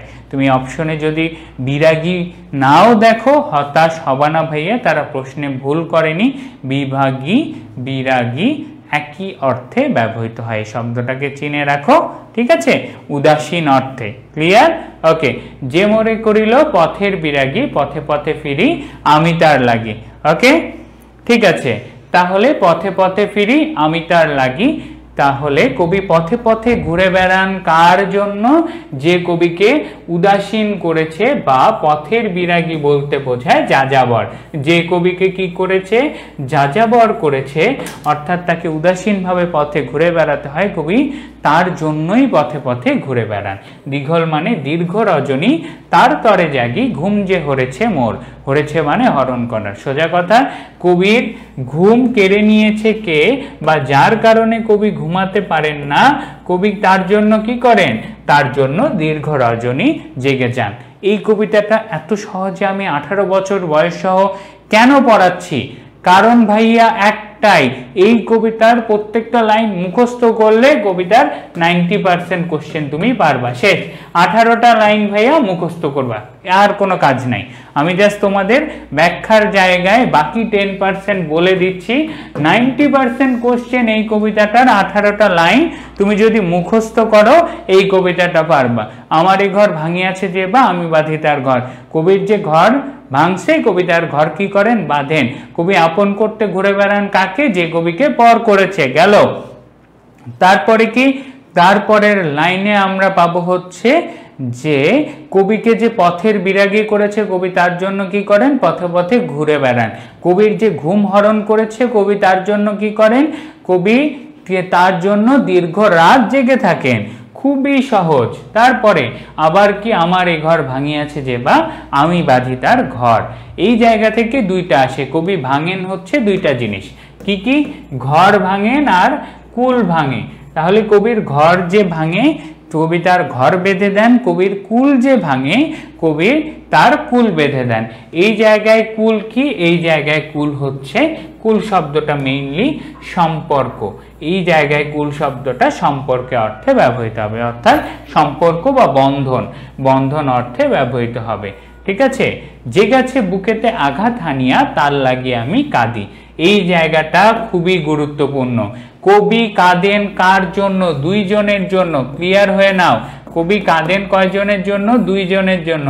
এক, যে কবিকে পর করেছে তার জন্য কবি কেঁদে বেড়ান, এবং আবার কবি কাঁদেন কার জন্য? কবি হচ্ছে যে কবির বুকে আঘাত এনেছে। এই দুইটা জায়গায় কান্নার জিনিস পাবা। কি বলো দেখি? কবি কাঁদেন কার জন্য? যে কবির বুকে আঘাত এনেছে। কবি কেঁদে বেড়ান বা চারিদিকে ঘুরে বেড়ান কার জন্য? যে কবিকে পর করেছে তার জন্য। ক্লিয়ার? ওকে, কবিতা আমাদের শেষ প্রায়। যে মরেছে দিয়েছে বিষ ভরা বান, আমি দেই তারে বুক ভরা গান। এই জায়গায় বিষে ভরা বান কি? বলো দেখি। এই জায়গায় বিষে ভরা বান মানে হচ্ছে কটু কথা। কি কথা? অর্থাৎ যে কবিকে কটু কথা শুনিয়েছে, কবি তাকে কি করে? তাকে বুক ভরা গান। এই বুক ভরা গান এখানে ভালোবাসার কথা বা ভালোবাসার সুর বোঝায়। ঠিক আছে? তাহলে কবিকে যে বিষে ভরা বান দিয়েছে, কবি তাকে কি করেছে? বুক ভরা গান দিয়েছে। তাহলে কবি কাকে বুক ভরা বান দেন বা কবি কাকে ভালোবাসার কথা শোনান? যে কবিকে কটু কথা শুনিয়েছে বা যে কবিকে খারাপ কথা শুনিয়েছে। ক্লিয়ার? তারপরে হচ্ছে কাটা পেয়ে তারে ফুল করি দান। এই জায়গায় কাটা মানে হচ্ছে কষ্ট এবং ফুল হচ্ছে সুখের প্রতীক। তাহলে যে কবিকে কষ্ট দিয়ে গিয়েছেন, কবি সারা জীবন তার সুখের জন্য কাজ করে যান। তারপরে আপন করিতে কাঁদিয়া বেড়াই, যে মরে করেছে পর। এই লাইনটা আমরা কয়বার পাইলাম? এই লাইনটা আমরা দুইবার পাইলাম। ঠিক আছে? ওকে, দুইবার পাইছি, আরো একবার পাওয়ার কথা না, দুইবারই পাইছি। ঠিক আছে, ওকে। তারপরে চলো, মোর বুকে যে বা কবর বেঁধেছে আমি তার বুক ভরি। মোর বুকে যে বা কবর বেঁধেছে। কবর মানে কি? শূন্য জায়গা, যেখানে কারো কিছু নেই। সোজা কথা, যে কবির হৃদয়কে শূন্য করে ফেলেছে বা হৃদয়কে খান খান করে দিয়েছে, কবি তার বুক ভালোবাসায় ভরেন। অর্থাৎ যে কবির বুককে কি শূন্যতায় পরিণত করে দিয়েছেন, কবি কি করেন? তার বুককে, কবি তার বুক ভরেন। তাহলে নর্মাল জ্ঞানমূলকে কবি কার বুক ভরে দেন বা কবির কার বুককে ভালোবাসায় ভরিয়ে দেন? যে কবির বুকে কবর বেঁধেছে। ক্লিয়ার? তারপরে রঙিন ফুলের সোহাগ জড়ানো ফুল মালঞ্চ ধরি। এইখানে শুধু যে তার বুক ভরেন এমন না, সেই বুকে রঙিন ভালোবাসার বাগান গড়ে দেন এবং কি করেন? রঙিন ভালোবাসায় বাগান করে দেন, তাকে ভালোবাসায় পরিপূর্ণ করে দেন। তারপরে সে যে মুখে সে কহে নিঠুরিয়া বাণী। নিঠুরিয়া বাণী মানে নিষ্ঠুর। কবির প্রতি যে নিষ্ঠুর কথা বলে বা নিষ্ঠুর আচরণ করে, কবি কি করেন? কবিতার মুখখানি নিয়ে কত কি যে আনি সাজাই নিরন্তর। অর্থাৎ কবিকে যার প্রতি নিষ্ঠুর হয়, কবি তাকে নানা রূপে সাজিয়ে দেন এবং সোজা কথা তার জীবনকে কবি সুসজ্জিত করে দেন। ক্লিয়ার? এই যে দেখো প্রত্যেকটা লাইন কবিতা শুরুতেই কবিকে যে বুক ভরা গান দিয়েছে, কবি কাকে বুক ভরা গান দেন? যে কবিকে বিষে ভরা বান দিয়েছে। কবি ফুল দান করেন কাকে? যে কবিকে কাঁটা দিয়েছে। তারপরে কি কবি কার বুক ভরেন? ফুল মালঞ্চ দিয়ে যে কবির বুকে কবর বেঁধেছে। যে কবিকে নিঠুরিয়া বাণী শুনিয়েছে কবি কি করেন? কবি তার মুখ সাজান, তার জীবনকে সুসজ্জিত করে তোলেন। শুধু সুসজ্জিত করে তোলেন না, এই জায়গায় মুখখানি অর্থাৎ মুখ অর্থ হচ্ছে সম্মান, অর্থাৎ কবিকে যে নিষ্ঠুর ভাবে কবির প্রতি যে আচরণ করেন, কবি তাকে সম্মানিত করেন, তার জীবনকে সজ্জিত করে তোলেন। এই জায়গায় মুখখানি কিন্তু আসলে সম্মানে পরিপূর্ণ করা বোঝায়। ওকে, ঠিক আছে। তাহলে এই দেখো পুরো কবিতায় আমাদের 3 3 6 6 2 8 আর এখানে কত? 3 3 6 10 লাইন, 18 লাইন শেষ, কবিতা শেষ। খুবই সহজ না ভাইয়া? তাহলে দেখো রবীন্দ্রনাথ আর কাজী নজরুলের মতো এত ক্যাচাল প্যাচাল নাই। 18টা লাইন মুখস্থ করব। ভাইয়ার শব্দগুলো আরেকবার রিভিশন, র্যাপিড ফায়ার। আপন করিতে কাঁদিয়া বেড়াই যে মোরে করেছে পর। এই লাইনটা পুরো কবিতায় কতবার আছে? 3 বার আছে। কয়বার আছে? 3 বার আছে। তারপরে কবি কেঁদে বেড়ান কার জন্য? যে কবিকে পর করেছেন। এবং কবি কাঁদেন কার জন্য? যে কবির বুকে আঘাত এনেছে। এই দুটো অংশ গেল। প্রত্যেক লাইনে এমসিকিউ। অর্থের জন্য ঘর মানে কি? পরিবার অর্থে, কুল সম্পর্ক বা বন্ধন অর্থে। কুল কি? সম্পর্ক বা বন্ধন অর্থে ব্যবহার হবে। তারপরে কি বলো দেখি? পথের বিরাগী অর্থাৎ যে কবিকে যাযাবর বানিয়েছেন। বিরাগী বিভাগী একই শব্দ। তারপরে কি? তারপরে হচ্ছে কি বলো দেখি? তারপরে আমরা এই পাশে চলে আসব। চলে আসলে পাবো হচ্ছে আমরা পরবর্তীতে কবিকে যে বিষে ভরা বান মানে কটু কথা, বুক ভরা গান মানে কি বলো দেখি? বুক ভরা গান, আরে বাংলায় কি হচ্ছে? কটু কথা, কটু কথা, ঠিক আছে। তারপরে কাঁটা হচ্ছে কি? কষ্ট। ফুল হচ্ছে সুখ। আপন করিতে কাঁদিয়া বেড়াই জানি মোর বুকে কবর বেঁধেছে, অর্থাৎ হৃদয়কে শূন্য বা রিক্ত করে দিয়েছে কবি, তারই বুককে ভালোবাসায় ভরিয়ে দেন রঙিন ফুলের সোহাগ জড়িয়ে, অর্থাৎ আদর এবং ভালোবাসায় তাকে ভরিয়ে দেন। তারপরে যে কবিকে নিষ্ঠুর কথা শোনায়, যার প্রতি কবি নিষ্ঠুর, কবি কি করেন? তাকে সম্মানিত করেন এবং তার জীবনকে সুসজ্জিত করে দেন। এই ঝটপট বলে আমাদের পুরো কবিতা শেষ। আমরা এখন নেক্সট কবিতায় চলে যাব। চলো আমরা কি বলো দেখি? আমরা হচ্ছে এমসিকিউ গুলো দেখি। কবিতার প্রথম চরণ, আমার এ ঘর ভাঙিয়াছে যে বা, আমি বাঁধি তার ঘর। লাস্ট চরণ, আপন করিতে কাঁদিয়া বেড়াই যে মোরে করেছে পর। এই লাইনটাই পড়ানোর জন্য, এই দুটো লাইন পড়ানোর জন্য আমি তোমাদেরকে এখানে নিয়ে আসলাম। খুবই সহজ। কবি বিপরীত কিসের? দেখো, পরার্থ পরতা, ঠিক আছে। পরার্থ পরতায় কি হবে বলো দেখি? তুমি অন্যের স্বার্থ দেখবা। আর তার সম্পূর্ণ বিপরীত হচ্ছে প্রতিশোধ, অর্থাৎ অন্যের অপকারের বদলে তুমি কি করবা? সেটার শোধ নিবা বা প্রতিহিংসা করবা, ঠিক আছে। এই দুটো শব্দের বিপরীতই হচ্ছে এই কবিতাটা। এই দুটো শব্দ, কবিতাটা বোঝায় পরার্থপরতাকে, কবিতায় পরোপকারের কথাও বলা আছে, বাট মেইন থিম এই যে অন্যের জন্য নিজের স্বার্থ বিসর্জন দেওয়া। এবং কবিতাটা কোন দুইটা থিমের বিপরীত? প্রতিশোধ, তোমার প্রতি কেউ অন্যায় করলে তার প্রতিশোধ, এবং প্রতিহিংসা না করার। ওকে, ঠিক আছে। তারপরে কি? তারপরে এই কবিতায় কবি মূলত নিজের স্বার্থ, শুধু ক্ষুদ্র স্বার্থ নয়, স্বয়ং স্বার্থ এখানে ত্যাগ করতে বলেন, অর্থাৎ নিজের স্বার্থ ত্যাগ করতে হবে। তাহলে কি এখন কবি পথে পথে ঘুরে বেড়ান কে? যে কবিকে পথের করেছেন। এগুলো সব পারবা, লাইন পড়লেই কি বলো দেখি? লাইন পড়লেই হয়ে যাবে। এবং এখান থেকে আমার এই ঘর ভাঙিয়াছে যে বা, আমি বাঁধি তার ঘর, এটা আছে 2 বার। আপন করিতে কাঁদিয়া বেড়াই যে মোরে করেছে পর, এটা আছে কয়বার? 3 বার। বাকি এগুলো আমি ভাই পড়াবো না, এগুলো সব পারবা। তোমাকে যে কটু কথা বলেছে, কবি তাকে ভালোবাসা দেন বা বুক ভরা গান দেন, সব পারবা। পারবা না? কি বলো? আমরা এখন নতুন থিমে একটু উত্তেজিত হতে যাই, আমরা 18 বছর বয়স পড়ব। ওকে, ঠিক আছে। ক্যামেরা মেবি বন্ধ হইছে না? কিরে, ক্যামেরা বন্ধ হইছে? ক্যামেরা বন্ধ হইছে।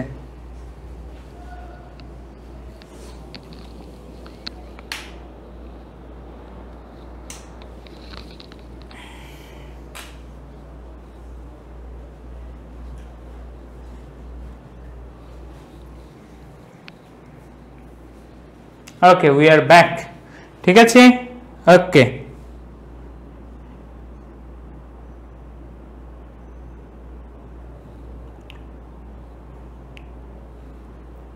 ক্লিয়ার? তাহলে এখন একটু ঠান্ডা করো।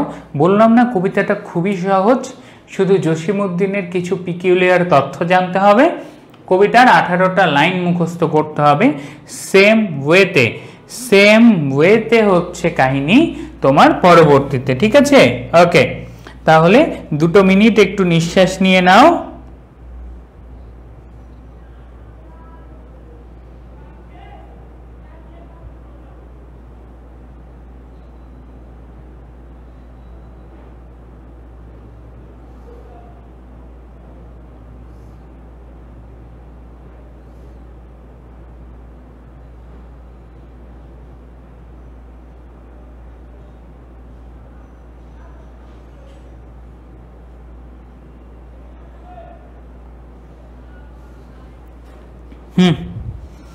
ঠিক আছে, চলো এখন আমরা পরবর্তীতে চলে যাই। এবং আজকের দিনে তোমাদের পুরস্কার হচ্ছে, তোমরা যে এতক্ষণ এই সময়টাতে ক্লাসে আছো তোমাদেরকে অসংখ্য ধন্যবাদ। বলবো সবচেয়ে আরামের দিন হচ্ছে আমাদের জন্য শুক্রবার, যখন কিছু থাকে না, সব কিছু ছুটি থাকে। তারপর নামাজ, এই জিনিসটা, এই কালচারটা অনেকের বেলায় এখন হারিয়ে যাচ্ছে, বাট আমাদের সময় এই কালচারটার মতন সুন্দর কালচার কিছুই ছিল না। কি হতো, শুক্রবারে নামাজ পড়ে আসতাম, বাবার সাথে আস্তে আস্তে হয়তো বা দোকান থেকে কিছু একটা কিনে খাওয়া হইতো, নাহলে মসজিদে তবারক দিত। সেই তবারকটা অনেকক্ষণ পর্যন্ত নামাজ পড়ে 2 রাকাত নফল নামাজ এক্সট্রা পড়তাম, এমনভাবে যে নামাজ শেষ হবে, নামাজ শেষ হওয়ার পরে তো দোয়া হবে, তারপরে তবারক দিবে। সেই তবারকটা নিয়ে বাসায় আসতাম, ওটা একটা আলাদা প্লেটে রাখে। আর শুক্রবার তো থাকেই, মারা স্পেশাল রান্না করে, সেই স্পেশাল রান্না খায়, তবারক খায়, একটা ঘুম, সেই যে ঘুমটা হইতো, সেই ঘুমটা তোমরা অনেকে হয়তো বা এখন ফিল করো, তাই না? সেই ঘুমটা বাদ দিয়ে আজকে তোমরা পড়ছো, এটাই জীবন, স্যাক্রিফাইস করতে হয়। সেই আমি আন্তরিকভাবে দুঃখিত তোমাদের এই ঘুমটা নষ্ট করার জন্য। এখন চলো আমরা পড়ায় ব্যাক করে যাই। 18 বছর বয়স, কিশোর কবিকে নিয়ে, সুকান্ত ভট্টাচার্য। কাকে? সুকান্ত ভট্টাচার্যকে নিয়ে। তার জন্মসাল গুরুত্বপূর্ণ, অ্যাডমিশনে 2 বার রিপিট হয়েছে, কেননা তার বয়স কম, সে কারণে। ঠিক আছে, তাহলে জেনে নেই 1926 সালের 15ই আগস্ট। যদি লেকচার শিটে ভুল থাকে ভাইয়া একটু ঠিক করে নাও। 1926 সালের 15ই আগস্ট তিনি জন্মগ্রহণ করেন। আমাদের অতীত শোক দিবসে তিনি জন্মগ্রহণ করেন এবং তিনি মৃত্যুবরণ করেন যক্ষা রোগে আক্রান্ত হয়ে 1947 সালের কয় তারিখ? 1947 সালের 13ই মে। মাত্র 21 বছর বয়সে তিনি মারা যান। 20 বছর 9 মাস, আসলে 21 বছরে তখনও টাচ করেনি, বাট আমরা জানি 6 মাস পার হলেই সেটাকে 21 ধরা হয়। তাহলে কত বছর বয়স? অর্থাৎ সাল পার হয়ে গেলেই 21 বছর ধরা হয়। সেই হিসেবে তিনি 21 বছর বয়সে মৃত্যুবরণ করেন। ঠিক আছে, ওকে। এই জন্যই তিনি সেই কম বয়সে, এমনিতে তাকে কিশোর কবি বলা হয় না। এই যে দেখো কি করলাম জীবনে, তাই না? জীবনে কত বছর বয়স হয়ে গেল, হওয়ার পরে এখনো তেমন ভাবে ছাপ রেখে যেতে পারলাম না যে জায়গায় ইনি আমাদের বইয়ে জায়গা নিয়ে নিতে পারছে, মাত্র 21 বছর বয়সে মারা গিয়ে, তাই না? ঠিক আছে, 13 মে। ওকে,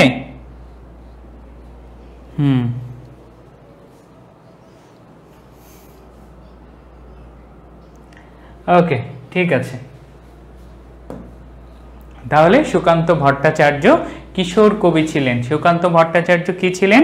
কিশোর কবি ছিলেন। 1926 সালের 15ই আগস্ট 1926 সালের 15ই আগস্ট তিনি জন্মগ্রহণ করেন। সালটা ভোলা যাবে না, 1947 সালের 13ই মে মারা যান। কত বছর বয়স এটাও গুরুত্বপূর্ণ, 21 বছর বয়স। পিতার নাম নিবারণ চন্দ্র ভট্টাচার্য, এগুলো আমাদের দরকার নাই, দরকার হচ্ছে এই কয়টা নাম। তিনি শুধুমাত্র কাব্যগ্রন্থই লিখছেন, উপন্যাসও পাবা না, কি পাবা না, গল্পও পাবা না, জাস্ট তার এই কাব্যগ্রন্থগুলোর নাম এই কয়টা পড়লেই কমন পাইলেও পাইতে পারো। গীতিগুচ্ছ, ছাড়পত্র, কি বলো দেখি, তার হচ্ছে গীতিগুচ্ছ না, এই এটা কই থেকে আসলো, ছাড়পত্র, মিঠে করা, হরতাল, পূর্বাভাস, অভিযান, ঘুম নেই। গীতিগুচ্ছটা ভাইয়া ভুলে চলে আসছে, গীতিগুচ্ছ কই থেকে পায়? আচ্ছা, ছাড়পত্র, মিঠে করা, হরতাল, পূর্বাভাস, অভিযান এবং ঘুম নেই, এই চারটা ঝটপট মুখস্থ এখানেই করে ফেলবা। কি বলো দেখি, ছাড়পত্র, মিঠে করা, হরতাল, পূর্বাভাস, অভিযান, ঘুম নেই, এই কয়টা কাব্যগ্রন্থ পড়লেই হয়ে যাবে। ওকে, ঠিক আছে। তাহলে ছাড়পত্র, মিঠে করা, তাকে বলা হয় দ্বিতীয় কাজী নজরুল ইসলাম, তাকে দ্বিতীয় কাজী নজরুল ইসলাম বলা হয়, বা হবু কাজী নজরুল ইসলাম তাকে বলা হতো। ঠিক আছে, ওকে। ছাড়পত্র, মিঠে করা, হরতাল, পূর্বাভাস, অভিযান এবং ঘুম নেই, ক্লিয়ার? গীতিগুচ্ছটা কেটে ফেলো ভাইয়া, সেটাও গীতিগুচ্ছ আছে না? হ্যাঁ, গীতিগুচ্ছটা কেটে ফেলো।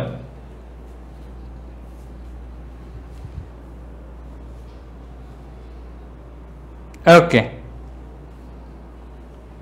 যাদের সিটেও গীতিগুচ্ছ দেওয়া আছে গীতিগুচ্ছ কেটে ফেলো। ছাড়পত্র, মিঠে করা, হরতাল, পূর্বাভাস, অভিযান, ঘুম নেই, ক্লিয়ার? ওকে, চলো এখন আমরা পরবর্তী অংশে চলে যাই। সুকান্ত ভট্টাচার্য কি করেছেন? মার্ক্সবাদী রাজনীতি। একটা কথা আছে, কি বলো দেখি, শাহবাগীদের ফেভারিট খাবার কি? মনে আছে? দেখি কে বলতে পারো, যে বলতে পারবা তার জন্য সেই খাবারটাই থাকবে। ওকে, যে বলতে পারবা, আমরা একটু পেইন্টে চলে যাই, গিয়ে কাজটা করি। ওকে, বলো শাহবাগীদের ফেভারিট খাবার কি ভাইয়া? যে বলতে পারবা তার জন্য সেই খাবারটাই থাকবে। শাহবাগীদের ফেভারিট খাবার কি?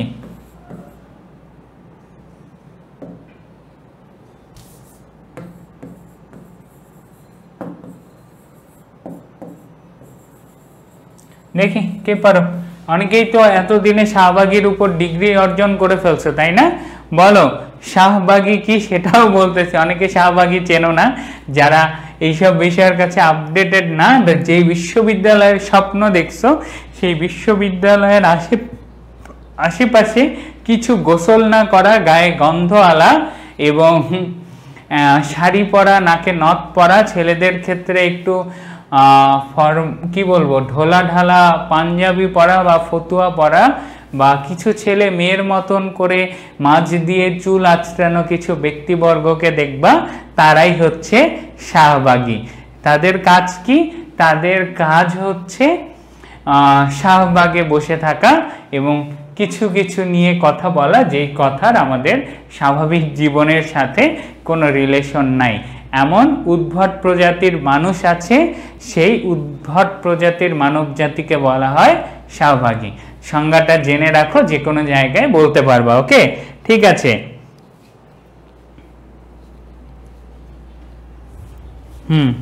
তাহলে এই যে শাহবাগীদের ফেভারিট খাবার মায়ের না হয় নাই, শাহবাগীদের ফেভারিট খাবার হচ্ছে কার্ল নামে একটা চিপস খাইছো না, টমেটো ফ্লেভারের, এই কার্ল চিপস আর মার্কস দুধ দেখো না, সেই মার্কস দুধ তাদের ফেভারিট খাবার। কেন সেটাও আমি একটু ব্যাখ্যা করতেছি, একটু অপেক্ষা করো। শাহবাগীদের ফেভারিট খাবার হচ্ছে কার্ল চিপস আর মার্কস দুধ। এই দুইটা কেন সেটা নিয়েও আমরা আলোচনা করব। ওকে, কেউ অ্যান্সার দিতে পারোনি, থাক, শাহবাগীদের খাবার তোমাদেরকে খাইতে হবে না, এই রেসিজম করিও না। দেখতে কালো হলেই যে মানুষ এমন হবে এমন না কিন্তু, ঠিক আছে? এইটা ঠিক না, বাট তাদের বিষয়টা হচ্ছে যে তাদের ওই চলন ফেরনের মাঝে কার্ল আর মার্ক, যারা এখানে কি বলো দেখি, যারা এখানে একটু সমাজবিজ্ঞান নিয়ে পড়েছো তারা বুঝতে পারবা, ঠিক আছে। কার্ল এবং মার্কস কে? এই দুজনই হলেন কার্ল এবং মার্ক বামপন্থী চিন্তাধারার প্রবর্তক।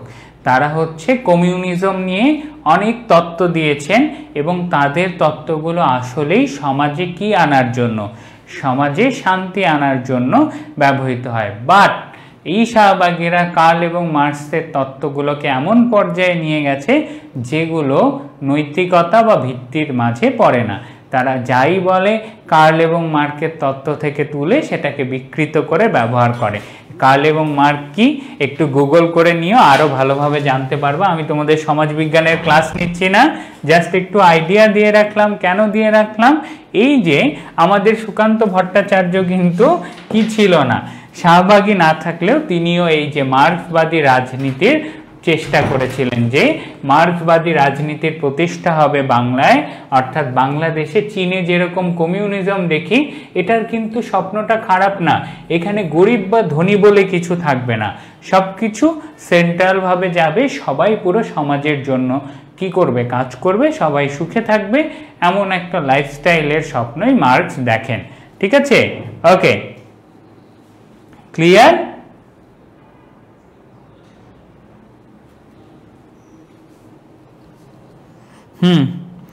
ওকে, ঠিক আছে। তারপরে চলো তাহলে কি বলো দেখি, তিনি কোন রাজনীতির প্রতিষ্ঠাতা করতে চান? এই রাজনীতিরই, যেই রাজনীতিকে সকাল দুপুর ভেজে খায় আমাদের শাহবাগীরা, এবং সেই মার্ক্সবাদী রাজনীতির প্রতিষ্ঠাতা কি বলো দেখি প্রতিষ্ঠার চেষ্টা করেন। এবং এখানে ডক্টর হবে না, কি কাজ করছে রে ভাই এরা, এই ডক্টরটা কাটে দাও।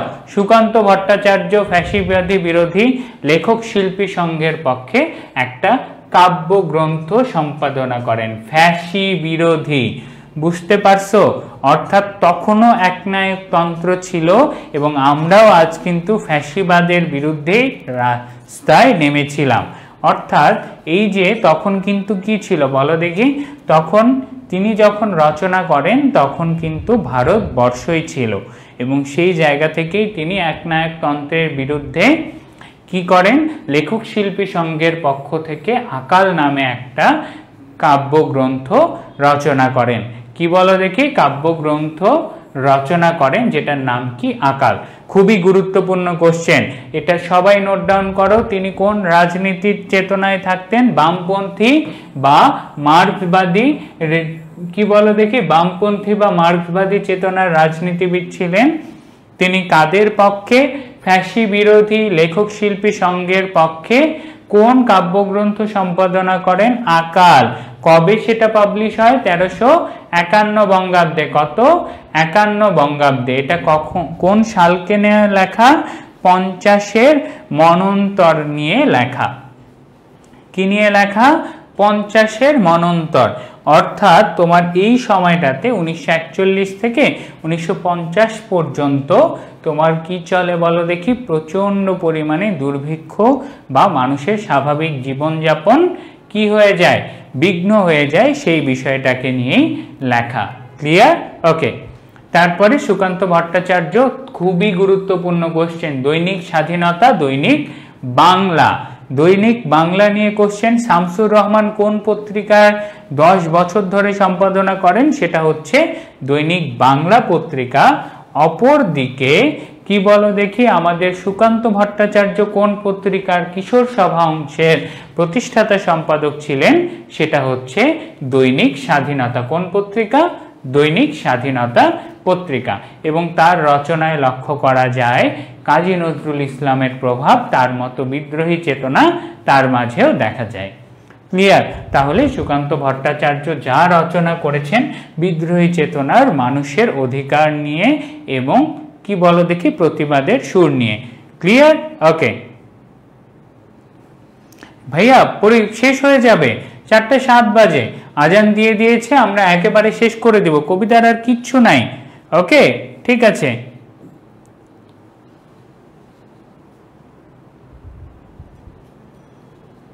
ক্লিয়ার? তারপরে চলো এই কাব্যগ্রন্থটা কোথা থেকে নেওয়া? ছাড়পত্র কাব্যগ্রন্থ থেকে নেওয়া। কয়টা? ছাড়পত্র কাব্যগ্রন্থ থেকে নয়। এই কবিতায় পুরো স্তবক কয়টা? 8টা। প্রত্যেকটা স্তবকে 4টা করে পংক্তি, মোট 4 কয়টা বলো দেখি? 32টা লাইন আছে এই কবিতায়। কবিতায় 18 শব্দটা ব্যবহার হয়েছে 9 বার। কয়বার? 9 বার। এবং 18 বছর বয়সে পদার্পণের আগেই কিংবা 18 বছর বয়সে কবি এই কবিতাটি রচনা করেন। অর্থাৎ তারও যখন বয়স 18-র মতনই ছিল বা প্রায় 18 বছর, এরকম সময়ে তিনি এই কবিতাটি রচনা করেন এবং কবিতাটাও মাত্রাবৃত্ত ছন্দে রচিত। তাহলে একদম ঝটপট কোন কাব্যগ্রন্থ থেকে নেওয়া? ছাড়পত্র। ছাড়পত্র কাব্যগ্রন্থ পাবলিশ হয় কত সালে? 1948 সালে। জানে রাখবা সুকান্ত ভট্টাচার্যের সবগুলো কাব্যগ্রন্থ তার মরার পরে পাবলিশ হয়েছে। কার? তার মরার পরে তার লেখার বই থেকে। ভাই, তার বয়সে 18 বছর, এত কাব্যগ্রন্থ পাবলিশ করবে কেমনে? সেটা খুবই গুরুত্বপূর্ণ। শুধুমাত্র আকাল কাব্যগ্রন্থটা তার মরার আগে পাবলিশ হয়, বাট তার বাকি যত কাব্যগ্রন্থ আছে সব কাব্যগ্রন্থ তার মৃত্যুর পরে পাবলিশ করা হয়। এটা জেনে রাখো, খুবই গুরুত্বপূর্ণ কোশ্চেন। ওকে, ঠিক আছে। তাহলে দেখো তিনি মাত্র 18 বছর বয়সে সাহিত্য নিয়ে কত দূর পর্যন্ত কাজ করে ফেলেছেন। ক্লিয়ার? তারপরে চলো এখন আমরা কবিতায় চলে যাব। প্রথম কাজ, কবিতার 32টা লাইন ভাইয়া মুখস্থ করতে হবে। শেষ, আর কিচ্ছু নাই। 32টা লাইনের মধ্যে 32টা লাইনই মুখস্থ রাখতে হবে। এই কবিতাটাও জ্ঞানমূলক কবিতা। কি কবিতা? জ্ঞানমূলক কবিতা, যেখানে প্রত্যেকটা লাইনের পরের লাইনে অ্যান্সার আছে। যেমন 18 বছর বয়স কেমন? 18 বছর বয়স দুঃসহ। 18 বছর বয়স স্পর্ধায় কি করে? মাথা তোলবার ঝুঁকি নেয়। 18 বছর বয়সে কি উকি দেয়? দুঃসাহসেরা উকি দেয়। এখন আমার কাজ কোনগুলো প্রশ্ন আসার মতো সেই লাইনগুলো আমি তোমাকে দাগায় দিব। যদি 32টা লাইন মুখস্থ করো, আমি যে 10 থেকে 12টা লাইন দাগায় দিব, সেই 10 থেকে 12টা লাইন তোমার মুখস্থ, ঠোঁটস্থ, ইন্টস্থ করতে হবে। ক্লিয়ার? তাহলে 18 বছর বয়সেই কি উকি দেয়? দুঃসাহসেরা উকি দেয়। 18 বছর বয়সে কি উকি দেয়? দুঃসাহসেরা উকি দেয়। সবাই নোট করে ফেলো। ক্লিয়ার? ওকে। তাহলে 18 বছর বয়সেই অহরহ কি উকি দেয়? দুঃসাহসেরা উকি দেয়। 18 বছর বয়সের কি নেই? 18 বছর বয়সের ভয় নেই। 18 বছর বয়সের কি নেই? 18 বছর বয়সের ভয় নেই। 18 বছর বয়স পাথর বাধা কিভাবে ভাঙতে চান? 18 বছর বয়স পদাঘাতে, অর্থাৎ পা দিয়ে লাথি মারে। এটাকেই সুন্দর ভাষায় লিখছে পদাঘাতে। ঠিক আছে? তাহলে পায়ের আঘাতে পাথর বাধা মানে জীবনের সকল প্রতিবন্ধকতাকে 18 বছর বয়স ভাঙতে চায়। ক্লিয়ার? ওকে। তাহলে 18 বছর বয়স জীবনের প্রতিবন্ধকতাকে কিভাবে ভাঙবে? কি বলো দেখি? পদাঘাতে। এ বয়সে কেউ মাথা নোয়াবার নয়। 18 বছর বয়স জানে না কি? 18 বছর বয়স কাঁদতে জানে না। 18 বছর বয়স জানে না কি? 18 বছর বয়স কাঁদতে জানে না। ক্লিয়ার? ঝকঝকে তকটকে। আরেকবার আমার সাথে রিভিশন দিবা। চলো, 18 বছর বয়স কেমন? দুঃসহ। 18 বছর বয়স দুঃসহ। 18 বছর বয়স কিসের স্পর্ধা করে? মাথা তোলার ঝুঁকি নেওয়ার স্পর্ধা করে। 18 বছর বয়সে কি উকি দেয়? দুঃসাহসেরা উকি দেয়। 1, 2, 3 নাম্বার এমসিকিউ। 18 বছর বয়সের কি নেই? 18 বছর বয়সের ভয় নেই। 18 বছর বয়স প্রতিবন্ধকতাকে দূর করবে কিভাবে? পদাঘাতে বা পায়ের আঘাতে। 5 নাম্বার কোশ্চেন, 18 বছর বয়স তারপরে কি জানে না? 18 বছর বয়স কাঁদতে জানে না বা কাঁদা জানে না। ক্লিয়ার? তাহলে এখান থেকে 6টা এমসিকিউ হয়ে গেল। তারপরে চলো, 18 বছর বয়স কি জানে না? সেখান থেকে পাই আমরা 18 বছর বয়স কি জানে না? কাঁদতে জানে না। 18 বছর বয়স কি জানে? রক্তদানের পুণ্য জানে। 18 বছর বয়স কি জানে? রক্তদানের পুণ্য জানে। 18 বছর বয়সে তারপরে সবচেয়ে একটা কনফিউজিং কোশ্চেন, 18 বছর বয়স কিভাবে চলে। এই জায়গায় কনফিউজ হইলে ভাইয়া শেষ। দেখো 18 বছর বয়স, বাষ্পের বেগে চলে, স্টিমারের মতো চলে, কনফিউজ হওয়া যাবে না। 18 বছর বয়স কিভাবে চলে, অপশনে যদি দেখো বাষ্পের মতো, ভুল অ্যান্সার। বাষ্পের বেগে স্টিমারের মতো, বাষ্পের বেগে স্টিমারের মতো চলে। ক্লিয়ার? তারপরে দেখো 18 বছর বয়সে কিসের ঝুলিটা শূন্য থাকে না? প্রাণ দেওয়া নেওয়া অর্থাৎ হত্যা এবং আত্মত্যাগের ঝুলিটা শূন্য থাকে না। তাহলে 18 বছর বয়সে কিসের ঝুলি শূন্য থাকে না? হত্যা এবং আত্মত্যাগের ঝুলিটা শূন্য থাকে না। 18 বছর বয়স আত্মাকে কার কাছে সঁপে? 18 বছর বয়স নিজের আত্মাকে শপথের কোলাহল অর্থাৎ প্রতিবাদের মাঝে নিজেকে আত্মত্যাগ করে। প্রতিবাদ বা প্রতিরোধ ইকুয়ালস টু বিদ্রোহ। সোজা কথা কি, শপথের কোলাহল মানে প্রতিবাদ, প্রতিরোধ অথবা বিদ্রোহ। ঠিক আছে? তাহলে 18 বছর আত্মাকে বিদ্রোহে বা শপথের কোলাহলের মাঝে নিজের আত্মাকে সঁপে দেয়। ক্লিয়ার? তারপরে 18 বছর বয়স, একবার পাইছি, এটা মাথায় রাখবে, এটা উপরে আমরা লিখে রাখবো। 18 বছর বয়স কেমন? 18 বছর বয়স দুঃসহ। আবার পাইছি কি 18 বছর বয়স কেমন? 18 বছর বয়স ভয়ঙ্কর। তারপরে কি 18 বছর বয়সে প্রাণে কি আসে? প্রাণে থাকে হচ্ছে অসহ্য যন্ত্রণা। তাহলে মন্ত্রণার যন্ত্রণার কনফিউশনটা যাবে। 18 বছর বয়সে তাজা প্রাণে কি থাকে? তাজা প্রাণে যন্ত্রণা থাকে, আর কানে আসে মন্ত্রণা। ক্লিয়ার? কনফিউজ হবে না। 18 বছর বয়সে কানে আসে মন্ত্রণা, এটা বোঝায় কুমন্ত্রণা। আমরা ওই অর্থগুলো পরে করব, আগে ডিরেক্ট জ্ঞানমূলক করব। ঠিক আছে? ওকে। 18 বছর বয়সে তাজা প্রাণে আসে যন্ত্রণা, কানে আসে কুমন্ত্রণা বা মন্ত্রণা। ঠিক আছে? 18 বছর বয়সে প্রাণ কেমন থাকে? 18 বছর বয়সে প্রাণ থাকে তীব্র এবং প্রখর। 18 বছর বয়সে প্রাণে কি ফেস করতে হয়? অসহ্য যন্ত্রণাকে ফেস করতে হয়। বাট 18 বছর বয়সে প্রাণ কেমন থাকে? তীব্র এবং প্রখর থাকে। 18 বছর বয়সে প্রাণ কেমন থাকে? তীব্র এবং প্রখর থাকে। তারপরে চলো 18 বছর বয়স যে দুর্বার। এতক্ষণ পাইলাম 18 বছর বয়স দুঃসহ, 18 বছর বয়স ভয়ঙ্কর। এই কবিতায় অনেক থিম আছে কিন্তু বলবো আমি, আগে জ্ঞানমূলক অ্যান্সার, তো সেটা মাথায় রাখো। আরেকটা পেলাম 18 বছর বয়স দুর্বার। তারপরে আসো পথে প্রান্তরে ছোটায় কি? বহু তুফান। 18 বছর বয়সে পথে প্রান্তরে ছোটে কি? তুফান।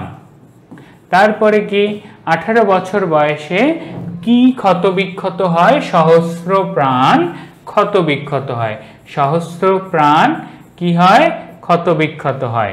18 বছর বয়সে কি আসে? 18 বছর বয়সে আঘাত আসে। 18 বছর বয়সে আঘাত আসে। কিভাবে আসে? অবিশ্রান্তভাবে আঘাত আসে, অর্থাৎ না থামায়, অবিশ্রান্তভাবে, অর্থাৎ কোনো থামাথামি নাই, অবিশ্রান্তভাবে আঘাত আসে। 18 বছর বয়সে কি বলো দেখি? 18 বছর বয়স কালো হয় কিসে? লক্ষ্য দীর্ঘশ্বাসে এ বয়স কালো হয়। 18 বছর বয়স কালো হয় কিসে? লক্ষ্য দীর্ঘশ্বাসে। 18 বছর বয়স কাঁপে কিসে? বেদনায় কাঁপে। 18 বছর বয়স কাঁদে কিসে? 18 বছর বয়স কাঁদতে জানে না, আর 18 বছর বয়স কাঁপে, কম্পিত হয় বেদনায়। ওকে, ঠিক আছে, ক্লিয়ার? তারপরে দেখো আমরা একদম শেষ কবিতা লাস্ট অংশে চলে আসি, সেটা হচ্ছে এই জায়গাটা। তব 18 শুনেছি জয়ধ্বনি, 18 বছর বয়স বাঁচে কিসে? দুর্যোগ আর ঝড়ে বাঁচে। 18 তারপরে বিপদের মুখে কেমন ভূমিকা পালন করে? অগ্রণী ভূমিকা পালন করে। 18 বছর বয়স কেমন নয়? 18 বছর বয়স ভীরু আর কাপুরুষ নয়। 18 বছর বয়স কি বলো দেখি? পথ চলতে বয়স যায় না থেমে, এটার দরকার নাই। 18 বছর বয়সে কি নেই? সংশয় নেই। 18 বছর বয়সে কি নেই? এই যে সবচেয়ে বড় কনফিউজিং কোশ্চেন অ্যাডমিশনের জন্য আমরা পাই গেলাম। 18 বছর, খুব ভালো করে মনে রাখবা, 18 বছর বয়সের, ঠিক আছে, বয়সের কি নেই? আর 18 বছর বয়সে কি নেই? র আর র ছাড়ার মাঝে প্রশ্ন চেঞ্জ হয়ে যাবে। 18 বছর বয়সে নিজের ভয় নেই, এবং 18 বছর বয়সে আমরা কি পাই না? সংশয় পাই না। র থাকলে ভয়, 18 বছর বয়সে কি নেই? সংশয়। এই ছোট্ট একটা কনফিউশন ভুল করা যাবে না ভাইয়া, মনোযোগ দাও সবাই। ক্লিয়ার? 18 বছর বয়সের কি নেই? 18 বছর বয়সের ভয় নেই। 18 বছর বয়সে কি থাকে না? র থাকবে না। তখন হবে হচ্ছে সংশয়। এই বয়সের মাঝে সংশয় বিরাজ করে না, এবং 18 বছর বয়সকে ব্যক্তিত্ব হিসেবে ধরলে সেই বয়সের ভয় নেই। ঠিক আছে? কবি এ পৃথিবীর বুকে কি নেমে আসার কথা বলেছেন? 18 বছর বয়স অর্থাৎ তরুণদের নেমে আসার কথা বলেছেন। ক্লিয়ার? প্রত্যেকটা লাইন ভাইয়া ঝামেলা আর ঝামেলা। এখন এই কবিতার থিম কি? এই কবিতার থিম হচ্ছে ভাইয়া কয়টা বলো দেখি? এই কবিতার থিম হচ্ছে 3টা। একটা থিম, এই কবিতায় 18 বছর বয়সকে অ্যাড্রেস করবে। তারপরে কি বলো দেখি? অ্যাড্রেস করে কেমন শক্তিশালী সেটা বোঝাবে। তারপর বোঝাবে 18 বছর বয়সের নেতিবাচক দিক। নেতিবাচক দিক কি কি, খারাপ দিক সেটা বোঝাবে, আবার ইতিবাচক দিকও বোঝাবে। তারপরে লাস্টে এসে কবি এই 18 বছর বয়সকে পৃথিবীর মাঝে আসার কল্পনা করবেন বা আকুতি জানিয়ে কবিতা শেষ করবেন। থিম কয়টা? 3টা। তাহলে 18 বছর বয়সের উদ্যমী স্পিরিট দেখাবেন, 18 বছর বয়সের নেগেটিভিটি দেখাবেন, 18 বছর বয়সের ইতিবাচক দিক দেখাবেন, এবং সর্বশেষে এই পৃথিবীর বুকে 18 বছর বয়স বা তরুণদের নেমে আসার কথা বলবেন। তাহলে 18 বছর বয়সের উদ্যম কি দেখায় বলো দেখি? 18 বছর বয়সের উদ্যম প্রকাশ করে প্রথম 8টা লাইন। কয়টা লাইন? প্রথম 8টা লাইন। তারপর কি বলো দেখি? 18 বছর বয়সের ইতিবাচক দিক বোঝায় এই যে কয়টা লাইন, কি বলো দেখি? এই যে তোমার এই লাইনটাই বোঝায় এখানে মেইনলি রক্তদানের পুণ্য, ইতিবাচক বা মানবিক দিক পাবো। তারপরে হচ্ছে বিদ্রোহী সত্তা পাবো পরের লাইনে। তারপরের লাইন থেকে শুরু, এই যে 18 বছর বয়সে নেই ভয়। তারপর কি 18 বছর বয়স ভয়ঙ্কর, 18 বছর বয়স যে দুর্বার, 18 বছর বয়সে আঘাত আসে, 18 বছর বয়সে যে যে নেতিবাচক দিকগুলো আছে। পরের কয়টা লাইন ভাইয়া? তোমার পরের কি বলো দেখি? 12টা লাইন। খুবই সহজ কবিতাটা। প্রথম 12টা লাইন 18 বছর বয়সের ইতিবাচক এবং উদ্যমী দিকটা পাবা। কয়টা? প্রথম 12টা লাইনে 18 বছর বয়সের ইতিবাচক বা উদ্যমী দিকের ব্যাখ্যা পাবা এই পর্যন্ত। তারপরের 12টা লাইন, 12 12 কত? 24। তারপরের 12টা লাইনে তুমি হচ্ছে কি বলো দেখি? 18 বছর বয়সের নেতিবাচক দিক বা 18 বছর বয়সে ফেস করা প্রতিবন্ধকতাগুলোকে দেখবা। তারপরে কি? তারপরে হচ্ছে তুমি 18 বছর বয়স কি বলো দেখি? তারপরে তুমি 18 বছর বয়স তারপরেও যে আমাদের মাঝে দরকার এই বিষয়টার আলোচনা লাস্টের 8 লাইনে পাবা, এবং সেটাই বলার মধ্য দিয়ে কবি আমাদের কবিতা শেষ করে দিবে। ওকে? তাহলে প্রথম 12টা লাইন ইতিবাচক দিক, পরের 12টা লাইনে নেতিবাচক বা যা যা প্রবলেম ফেস করব সেগুলো, এবং শেষের 8টা লাইনে এসে আমাদের 18 বছর বয়স কেন দরকার, 18 বছর বয়সে আমাদের পৃথিবীতে কেন দরকার, পৃথিবীতে 18 বছর বয়স বা তরুণরাই যে পৃথিবীকে বদলাতে পারবে, এই আলোচনাটাই লাস্টের 8টা লাইনে আছে। কবিতার 32টা লাইনই মুখস্থ করতে হবে যদি জ্ঞানমূলকে আসলেই ভালো করতে চাও, এবং তারপরে অনুধাবনমূলকে একসঙ্গে দুঃসহ ভয়ঙ্কর দুর্বার দিবে না বাপ, এত কমপ্লেক্স ভাবিও না। 18 বছর বয়স কেমন এটা তোমার জাস্ট জানার জন্য আইডিয়া দিলাম, এই প্রশ্ন আসেই না। ওকে, ঠিক আছে, ক্লিয়ার তাহলে ভাই? এটা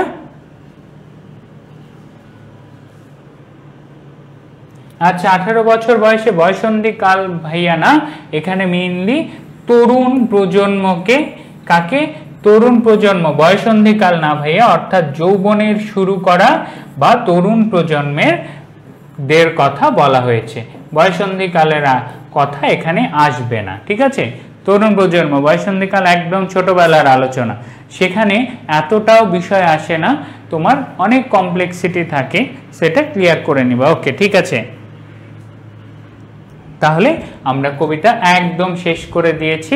চলো এখন আমরা ঝটপট র্যাপিড ফায়ার এমসিকিউ করব আমাদের জানার জন্য। রেডি? এই কবিতাটা অনেক এমসিকিউ, প্র্যাকটিস করলেই পারবা। পদাঘাতে কি ভাঙতে চায়?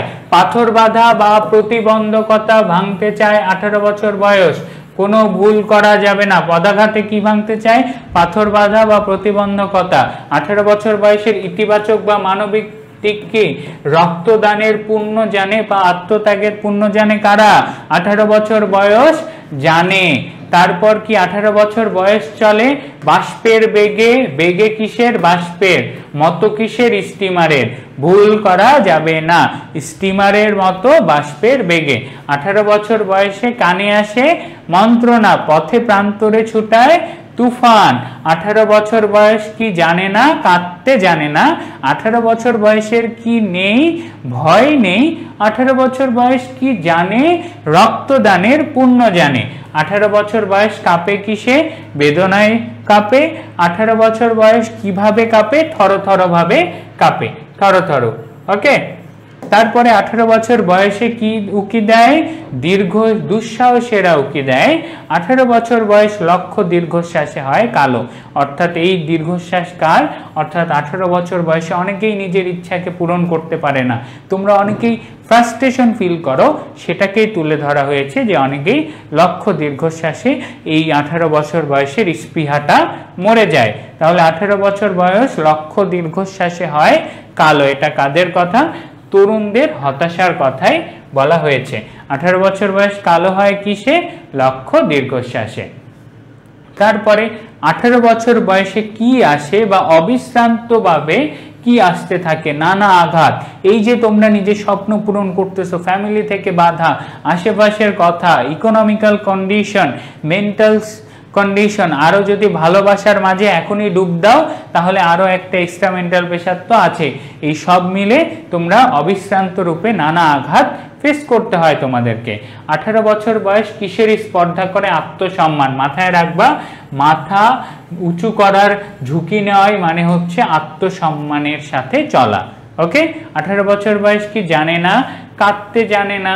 পুণ্যের কাজ কি? রক্তদান। 18 বছর বয়সে অসহ্য যন্ত্রণা আসে কোথায়? প্রাণে অসহ্য যন্ত্রণা আসে, কানে আসে মন্ত্রণা। আর প্রাণটা কেমন থাকে? প্রাণ থাকে তীব্র এবং প্রখর। 18 বছর বয়স কি? যে কোনো কিছুতে অগ্রণী ভূমিকা পালন করে কে? ভাই 16টা বছর মরতে মরতে মরতে বাংলাদেশকে নতুন একটা শান্তির জায়গা দিল। ভাই তুমি যাই করো দেশে, দেশের যাই হয়ে যাক, মানুষের জীবন আগের থেকে ডাউনগ্রেড হয় নাই, কোনোভাবেই হয় নাই। যে যেভাবেই কথা বলুক, অ্যাট লিস্ট। আচ্ছা, ক্যামেরা আটকে গেছে আবার। হেই, এই কত দূর ছিলাম রে? কত দূর ছিলাম? আত্মসম্মান পর্যন্ত ছিলাম।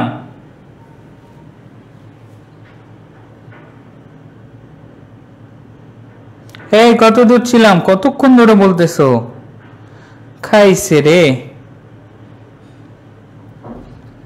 আচ্ছা, পাথর রক্তদানের পুণ্য পর্যন্ত পড়ছো। ওকে, তাহলে রক্তদানের পুণ্য পর্যন্ত পড়ছো না? অন হইছে, এখন বাদ দাও। রক্তদানের পুণ্য পর্যন্ত পড়ছো। বাষ্পের বেগে স্টিমারের মতো এইটুক পড়াইছি, দেখতে পাইছো? বলো দেখি।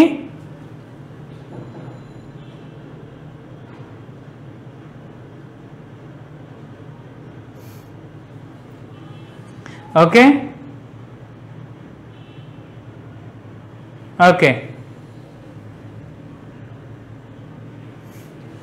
আচ্ছা, কত দূর এই যে রক্তদানের পুণ্য পড়ছো কিনা সেটা বলো।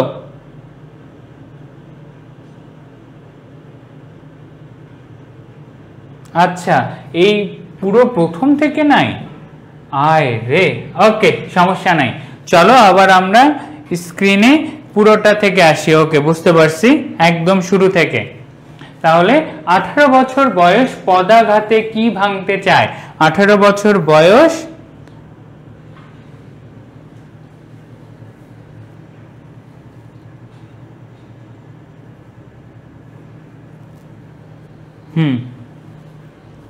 ওকে, শুনছো তোমরা, সমস্যা নাই, বাট কি বলো দেখি, আমরা আরেকবারও রিভিশন দিয়ে নিব। 18 বছর বয়স পায়ের আঘাতে কি ভাঙতে চায়?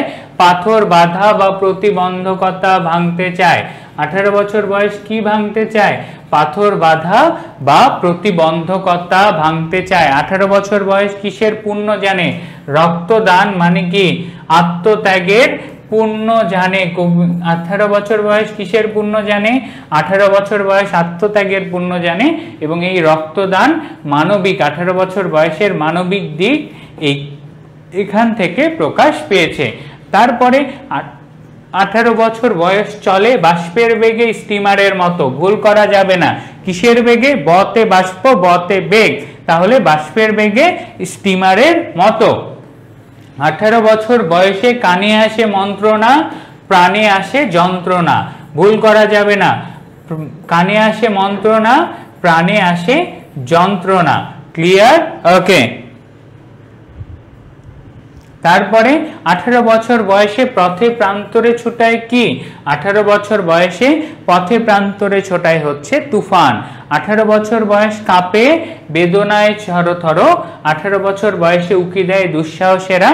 তারপরে 18 বছর বয়স লক্ষ্য দীর্ঘশ্বাসে হয় কালো। এই লাইনটা তোমাদের বোঝাতে হবে, তাই এখানে দেওয়া।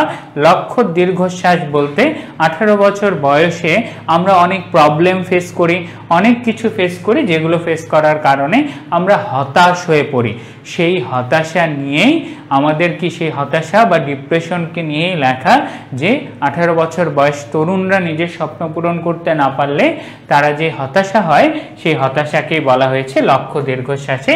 18 বছর বয়সের স্পিরিটটা অন্ধকার হয়ে যায়, ক্লিয়ার? 18 বছর বয়সে অবিশ্রান্ত রূপে আসে কি? আঘাত। এই যে নানা প্রবলেম, এটা শুনছই। 18 বছর বয়সে কি আসে? 18 বছর বয়সে অবিশ্রান্ত রূপে নানা ধরনের আঘাত আসতে থাকে। 18 বছর বয়স কিসের স্পর্ধা করে? আত্মসম্মান, অর্থাৎ মাথা উঁচু করে থাকার স্পর্ধা করে। 18 বছর বয়স কি জানে না? কাদা জানে না। 18 বছর বয়স কি জানে? রক্তদানের পুণ্য জানে। 18 বছর বয়স কি জানে? রক্তদানের পুণ্য জানে। 18 বছর বয়সে প্রাণে কি আসে? প্রাণে অনেক যন্ত্রণা আসে তাজা প্রাণে, বাট প্রাণটা থাকে কেমন? তীব্র প্রখর, আমরা অনেক ধাক্কা সহ্য করেও টিকে থাকি, ক্লিয়ার? ওকে। 18 বছর বয়সে আঘাত আসে কিভাবে? অবিশ্রান্ত, মানে একটার পর একটা প্রবলেম আমাদেরকে এই তরুণ লাইফে ফেস করতেই হয়। আমি যেটা চাই সেটা হয় না, আমার ফ্যামিলি যেটা চায় আমি সেটা করতে চাই না, কত বাধা, তাই না? ওকে। তারপরে কি? 18 বছর বয়স যে কোনো প্রবলেমে 18 বছর বয়স কেমন ভূমিকা পালন করে? অগ্রণী ভূমিকা পালন করে। কি বলো দেখি, 18 বছর বয়স কেমন ভূমিকা পালন করে? অগ্রণী ভূমিকা পালন করে। অর্থাৎ এই যে দেখো, আমরা এত 16টা বছর ধরে আমরা কি করছি? কষ্টের মাঝে ছিলাম। এখন অনেকেই অনেক কথা বলবে যে দেশের এই হাল হয়েছে, ওই হাল হয়েছে। ভাইয়া, দেশের জাস্ট রেমিটেন্স দিয়ে তুমি $2 বিলিয়ন ধার শোধ করার কাহিনী জীবনে শুনছো? কোনো পোর্টালে খালি তো ধার লাখ লাখ টাকা যাচ্ছিল। এটা বরাবরই আমরা ধরে আসছিলাম। এই আন্দোলনের আগে 2 বছর আগেও আমাদের প্রত্যেকটা মানুষের পিছনে মাথা পিছু 2.5 কোটি টাকা করে লোন ছিল। 2.5 কোটি টাকা করে লোন ছিল, ভাবে দেখছো? মাথা পিছু লোন যদি দেখো বেসিক, তারপরে বাইরে যদি ভাবেই দাও দেশটার কেমন অবস্থা হইতো, আমাদের ইকোনমি যে আসলে টিকতে পারতো কিনা, এটাই দরকার, এই বিষয়টাই তো দেশের আইন শৃঙ্খলা অবভিয়াসলি, একটা দেশে যখন 16টা বছর একটা দল থাকবে এবং আমরা বাঙালিরা সুবিধাভোগী, আর যেই দলই আসবে আমরা তারই পা চাটবো। তুমি আমি দুইজন হয়তো বা একটু এর বাইরে যাব, বাট তার বাইরে সেম কাহিনী। তো এই যে এই সব কিছু থেকে বাঁচার জন্য অগ্রণী ভূমিকা পালন করছে কে? আমরা তরুণরাই করছি বলে আজ আমরা যাই হোক দেশের, আমরা খুলে কথা বলতে পারতেছি। আমার কোনো প্রবলেম হয়েছে আমি মুখ খুলে জানাইতে পারতেছি, অ্যাটলিস্ট বলতে পারতেছি। ভাই, একটা ফেসবুক পোস্ট দেওয়ার জন্য ওই সময় আমাদের টিচারদের যে জানটা নিকাশে উঠায় দিছিল, আমি বাইরে বের হইতেছি পরিমাণে ভয়, লুকায় আমার আপুর বাসায় যে আমাকে থাকা লাগছে। এই ঘটনাগুলো ভেবে দেখো, আর এখনকার তোমাদের খোলা মনে চলা দেখো। স্বাধীনতার ভালো দিকও আছে, খারাপ দিকও আছে, কোন দিকটা নিবা তোমার ব্যাপার। বাট আমরা একজন মানুষ হিসেবে অন্তত ভালো আছি, এই আলোচনাটাই। তারপরে চলো, 18 বছর বয়স কেমন নয়, ভীরু ও কাপুরুষ নয়। এবং আবারও বলে দিয়েছি 18 বছর বয়সের কি নেই, ভয় নেই। 18 বছর বয়সে কি নেই, সংশয় নেই। ঠিক আছে? ওকে ওকে, ঠিক আছে, নাও নাও স্ক্রিনশট নাও। তারপরে চলো, 18 বছর বয়সে 18 বছর কথাটি কতবার আছে? এমসিকিউ, র্যাপিড ফায়ার এমসিকিউ, 10টা এমসিকিউ আছে, ঝটপট অ্যান্সার করে ফেলো। ওকে,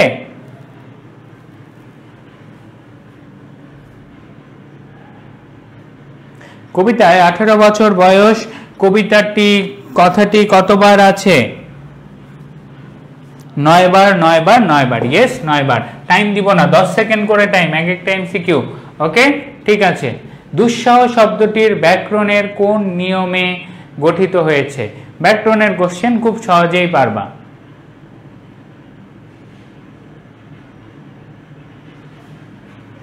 দুই নম্বর কোশ্চেন, উত্তর করো।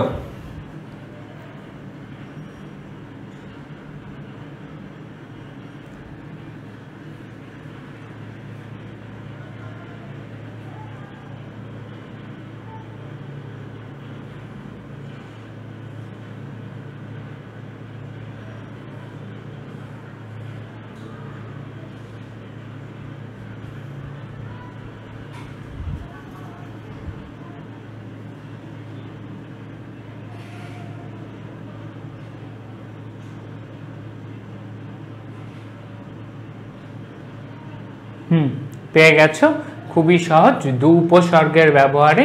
তারপর চলো, 18 বছর বয়স কবি স্টিমারের সাথে কেন তুলনা করেছেন? 18 বছর বয়স চলে স্টিমারের মতো, কিসের বেগে? বাষ্পের বেগে। কেন?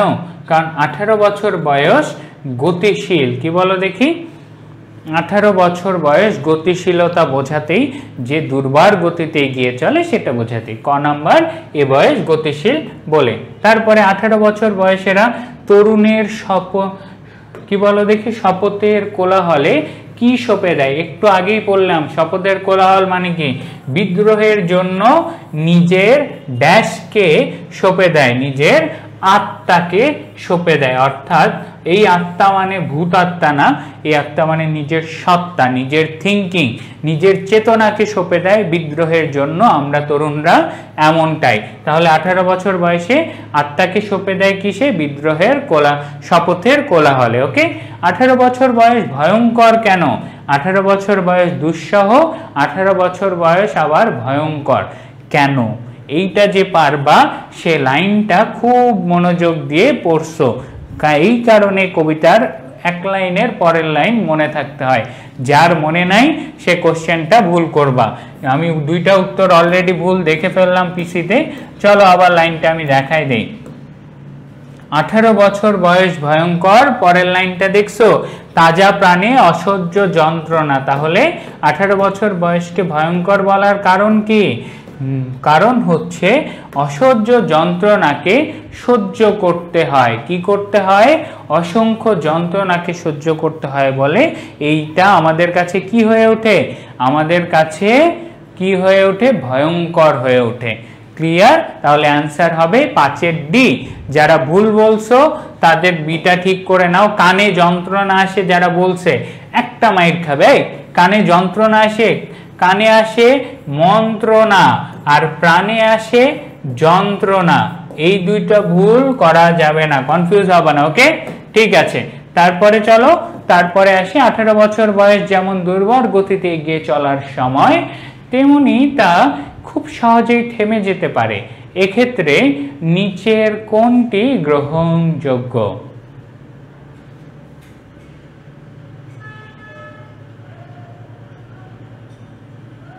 এটা কি কোশ্চেন, হাই এটার দরকার নাই। তারপরে চলো, 18 বছর বয়স দুর্যোগ আর দুর্বিপাকে ভয় পায় না, এই বিষয়টি ফুটে উঠেছে কোন পদ্ধতিতে?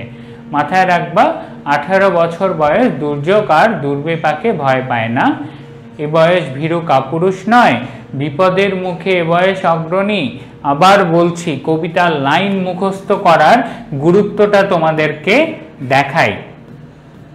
এই যে লাইন, এ বয়স বাঁচে দুর্যোগে আর ঝড়ে।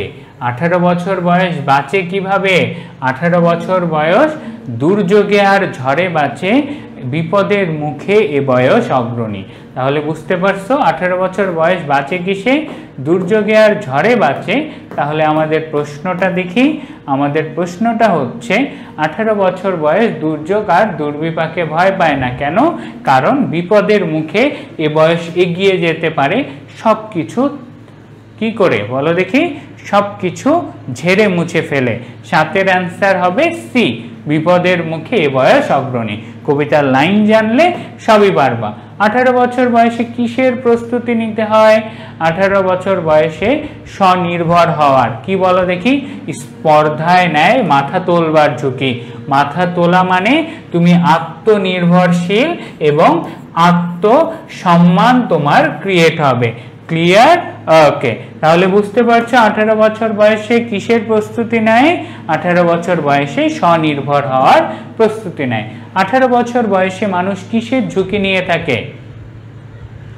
18 বছর বয়সে মানুষ স্বাধীনভাবে চলার ঝুঁকি নেয়, মুক্তি সংগ্রাম, জীবিকা নির্বাহের, নাকি স্বাধীন সিদ্ধান্তের? একদম কনফিউজিং কোশ্চেন, দুটো অ্যান্সারই আসে এবং মানুষ হচ্ছে আমাদেরকে এখন কবিতার লাইন থেকে করতে হবে। কি বলো দেখি? স্পর্ধায় নেয় মাথা তোলবার ঝুঁকি। মাথা তোলা মানে সেখানে সিদ্ধান্ত আসে না, অর্থাৎ স্বাধীনভাবে চলার সিদ্ধান্ত নেয়। ঠিক আছে, স্বাধীনভাবে চলার নেয়, স্বাধীন সিদ্ধান্ত নেয়। এটাও সি হবে, বিও যায়, বাট কবিতার লাইন যদি ধরো তাহলে পুরোটাই স্বাধীন সিদ্ধান্ত, মানে তো কিছু সিদ্ধান্ত আমি স্বাধীনভাবে নিব, বাট আমার সমগ্র চলন কার্যক্রমই হবে কিভাবে? স্বাধীনভাবে। তাহলে 9-এর সি। তারপরে চলো, নব নব অগ্রগতি সাধনের স্বপ্ন বাস্তবায়নে তরুণদেরকে কিভাবে এগিয়ে যেতে হবে? সমষ্টিগতভাবে, এককভাবে, দৃঢ় পদক্ষেপে, নাকি নমনীয়ভাবে?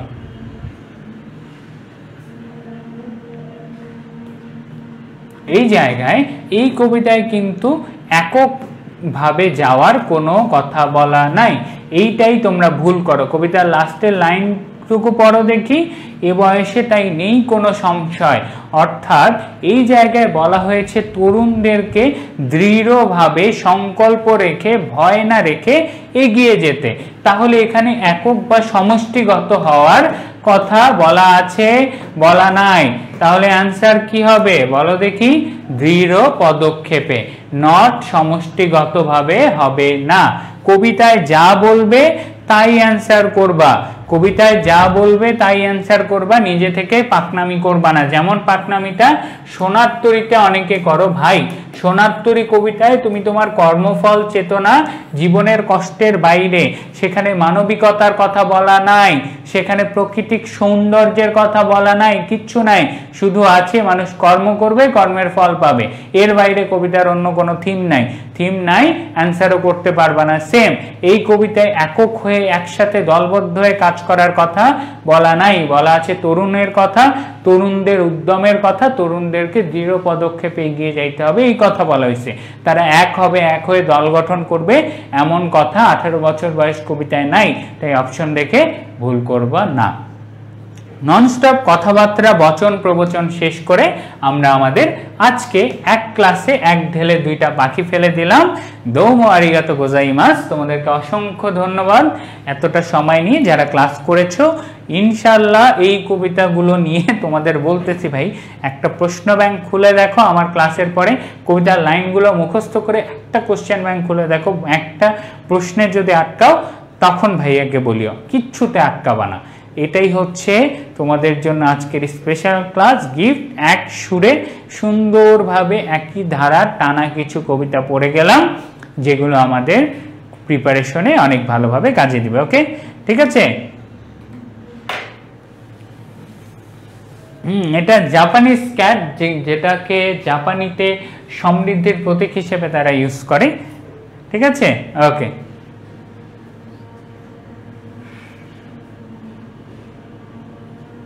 ও আচ্ছা, ওই লাইনটা ঠিকই তো, তোমাদের ওই স্লাইডটাতে আমি ক্লাস রেডি করি নাই তো। আরে আমার ক্লাসের স্পিরিট তো চেঞ্জ হয়ে গেল। আমাদের ক্লাসের লাস্ট লাইন কি ছিল? ভালো আছো, ভালো থেকো, আজকের পড়াগুলো স্মরণে রেখো, এমন না? তাহলে পড়াগুলোকে সবাই স্মরণে রাখো। আল্লাহ হাফেজ, সবাইকে অসংখ্য ধন্যবাদ। দ্রুত গিয়ে নামাজ পড়ে নাও, ঠিক আছে। আন্তরিকভাবে দুঃখিত, আরো আগে নামাজ পড়তা, বাট পড়াটা মাঝে গ্যাপ দিলে স্পিরিটটা থাকতো না। টানা পড়লাম, পড়া শেষ হয়ে গেল, গুড জব। পিডিএফ যাদের লেকচার শিট নেই, পিডিএফ ভাই আপলোড করে দিয়েছি, কোনো চিন্তা নাই। ওকে, ঠিক আছে ভাইয়া।